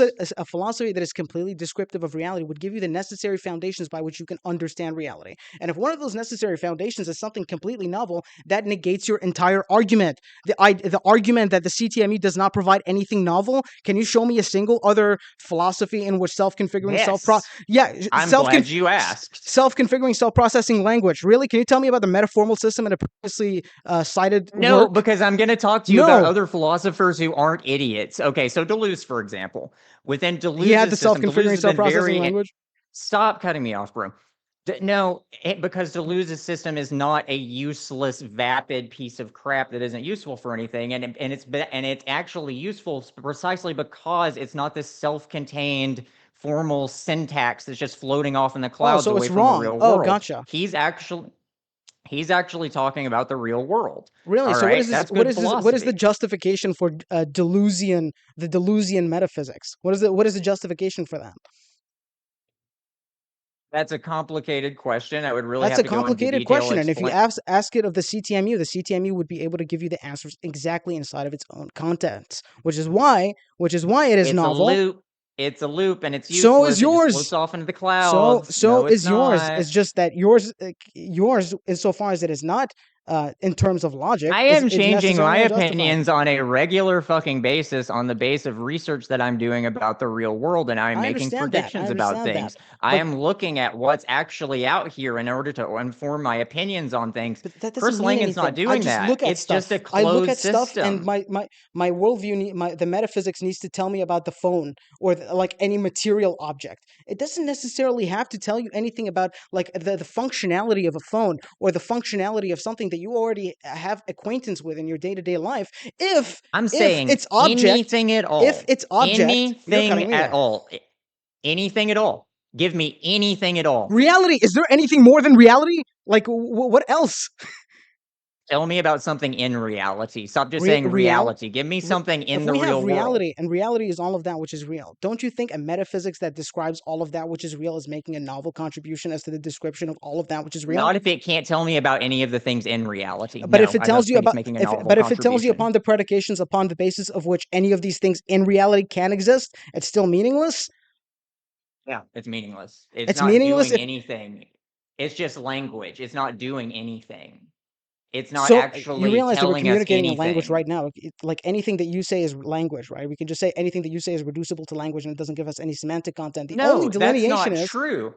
If I and sit that's here not and true of start the talking to CTMU. you about Freudian or Jungian psychoanalysis, I can actually point to examples of like clinical examples. I can point to things in people's lives. I can point to actual things in the real world. I can talk CTMU about the incorrect. way that developmental psychology occurs. I can point to research about that. And so we can actually Okay. have a correspondence, a conversation between what's actually going on in the world and the ideas. Once you have made your metaformal system so general that is so all-encompassing that it can encompass anything, well, guess This what? is It's fundamentally the point. You useless. can talk It about can't that. make You contact can with the have real that. world You can anymore. have that as the predicate presumption, right? That in order for something to be a justified or a coherent philosophical system, it needs to tell you about something that is immediate to your phenomenology. But that's all it is. It is a presumption. Now, the means the means by which you would actually justify that. Yeah, justify that. How do we determine anything to be true in delineation from that which it is not? Is going to necessarily predicate itself upon a system that is cohesive, coherent, and self-enclosed. And self-closure is a necessary part of any system because we all engage in circularity at a fundamental level. Even if we get into epistemology, all that you're going to be doing is engaging in circularity. The point is, what system gives us the best explanation of the necessary foundations for circularity that actually makes it coherent? And the CTMU does that. So the point would be here. Can you tell me that the CTMU is false? As in any proposition within the CTMU that is wrong? It's worse than false. It's But is it nonsense. false? It's worse than is that false? No, The it's CTMU, nothing. okay, the The CTMU, CTMU the is nothing. proposition, the proposition that reality is all of that which is real, is that nonsensical? Is it nonsensical? Yeah, it's just It's stupid. so Like, what do you definitions are want, bro? nonsensical. Definitions are nonsensical. It's what's it does nothing. It's Are my brother in definitions Christ. nonsensical? It's literally just a bunch of Well, I mean, it's a pretty straightforward self-referential question, nonsense that doesn't make but contact with it's a the world. straightforward And question. what Are you have done definitions nonsensical? are definitions in general nonsensical? No, you can give good Okay, okay. definitions for What is the things. delineation between a general definition and this definition here? Reality is all of that which is real, and we can talk about the definition of anything, like a phone or like a piece of technology. How is a definition nonsensical? What are you telling me when you say that reality is all that's real? What are you actually You're saying? you're Like, this is delineating. my problem with the You're giving a CTMU. You're definition of using the all of these words and you're not saying definitions. Yes, anything. words, definitions that they're necessary for philosophy, right? Can you do philosophy without definitions? Can you talk about what reality is if you don't define reality? So most of the time when Of course we not. try to illustrate what an idea is, what it means, if I'm using a definition that just refers to other words, okay, and I'm like, this means this, all right, and I've got a closed system of that. Well, guess what? Once I learn all of how those pieces fit together, okay, then I can be like, ah, yes, this means this over here, which means this over here, and okay, and it just forms this self-contained little loop. Yeah, so But definitions are if not I want to nonsensical. actually tell you something about the real world we both inhabit, as opposed to a system of ideas that we've both been indoctrinated into, then I'm going to need to be like, okay, this word means something like this. And I can give an example, and then I can give another example, and then I can talk about the commonalities between And then those you're going to have examples. to And give so a I can definition of the examples, because illustrate, then it would be nonsensical, right? So buddy, definitions do serve utility. Definitions are useful. So I don't know why you brought up like the reality is all of that and only that which is real, as to like saying that it's I'm meaningless. saying It is. it's just not saying anything. I'm not saying that definitions are useless. I'm saying that what you're saying It's is not just a saying bunch of anything. hot air It's that it's doesn't not. make How is it not contact with the saying anything? reality. How is it not saying anything? What is it saying? I've been asking you this question over and over again. Like, Is tell me giving it something it actually reality is says about the actual okay. contents of reality. The Okay, contents so of reality. Okay, so so a definition would be satisfactory, right? As to it having meaning. Okay, if it delineates itself from that which it is not, if it actually gives a reasonable if it gives a reasonable predication to delineate what this word is different from that which it is not, because if not, it would collapse into nothingness. It would just be it would be jibber jabber. It would be nonsensical. But if you're saying reality is all of that and only that which is real, it excludes any non-real identity. It excludes any possibility of non-existence, which is the entire formulation upon the basis of which the CTMU is identified, is that Wow. reality Oh is my circular God. You're because there is. saying that. Wow. Hold Oh, on, really? brother, You're going my to say brother that in that is Christ. all Hold that the the phone. CTMU is about? Hold the phone. Are you telling me that not real things aren't part of reality? Holy Y- fuck, that's incredible. Get you this could. man a fucking Nobel I mean, Prize. you can. It's over, guys. This You is. just won philosophy, Yeah, dude. but I You mean, just this is won theatrics. This philosophy. is theatrics. This is not an argument, right? This is not an argument, right? Like, yeah, No, the saying argument's over. We need to end this, like, because this is just silly. Like, yeah, okay. I this is mean, dumb. all right. You're lost in a loop. You're Well, lost in a loop, and you don't so realize that so you're are lost in a you. loop. So when I ask you, can you know anything, or how do you know anything? Is the answer to that going to be necessarily circular or not? Yes or no? It's a yes or no question. When I ask you So how, you're asking me how, yeah, like, whether I can know things. no, I no. mean, How do you know something? Is the answer to that ultimately going to be circular? I keep asking you questions about how do you know this, how do you know that, and it's ultimately going to be circular. Is that the case or not? Yes? No, I don't think so. So No, you I think don't the think so. answer to a Um, foundational question in epistemology as to how you know something is not going to be circular? if you think that you need a foundation that's rigid in that sense that you can then build premises upon, then yes, it's going to end up being either an Okay, so infinite regress or circular. any worldview that has an epistemology, which is basically almost any worldview that entails within it an implicit epistemology, is necessarily going to be circular, and that includes your worldview. So I don't know why this circularity thing is kind of a problem, where No, it's a feature, not a if bug. your epistemology is beginning with experience, then you just don't need a foundation like that. You're actually looking at what's actually out there, and you're Okay, like, but if okay, you're just like talking about these are experience, the things that are present. These are yeah, if you manifest and therefore real. do you Simple think as that. And if you do you want to think all of your question epistemology is that, experience? it's rooted in it. Yes, It is that's rooted the in it, but actual it's not all of foundation. it. It's not all of it, right? It's in conjunction with between information and cognition. It's both information that you process and the means of procession, right? The actual means of You're procession, which is just, cognition. buddy, you're just throwing a bunch of CTMU jargon around, and you Cognition is a haven't said CTMU word. anything. Cognition is a CTMU word. No, you're using his language. You're using this I'm not very even doing like, that. I'm talking about epistemology, really. Epistemology is circular. Like, this is not something that is like contentious. It's not controversial. Yeah, all worldviews are necessarily, even if you're talking about experience, yeah, your experience is going to be circular to you. That's it. so No? my experience is circular to me. Yes. So I know that I'm talking right now, and that is a Is your circular argument that experience I'm like circular or making not? to myself. Is that what you're saying? Is your experience circular or not? It is. Okay. If you're saying that the foundation of your epistemology is purely based on experience or awareness, right?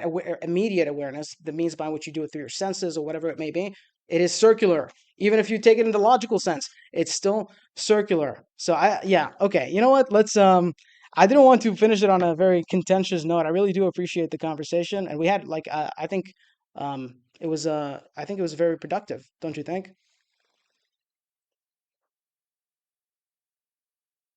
Oops. I can't hear you. Oh, you're back. You're back. Oh, okay. Sorry. I think it was a productive conversation overall. I didn't mean for it to get so contentious at the end. I mean, I just had kind of, you know, I do have Oh to no, that's the defend fun my stuff. beliefs. I do have to defend my beliefs, you know. But I really appreciate Oh no, you I think coming we on. firmly established that your beliefs, you don't actually believe anything about the real world. So I mean, I think we can agree that you don't believe anything false, at least. I mean, I don't believe anything about the real world. I believe that you exist. Is that not a belief?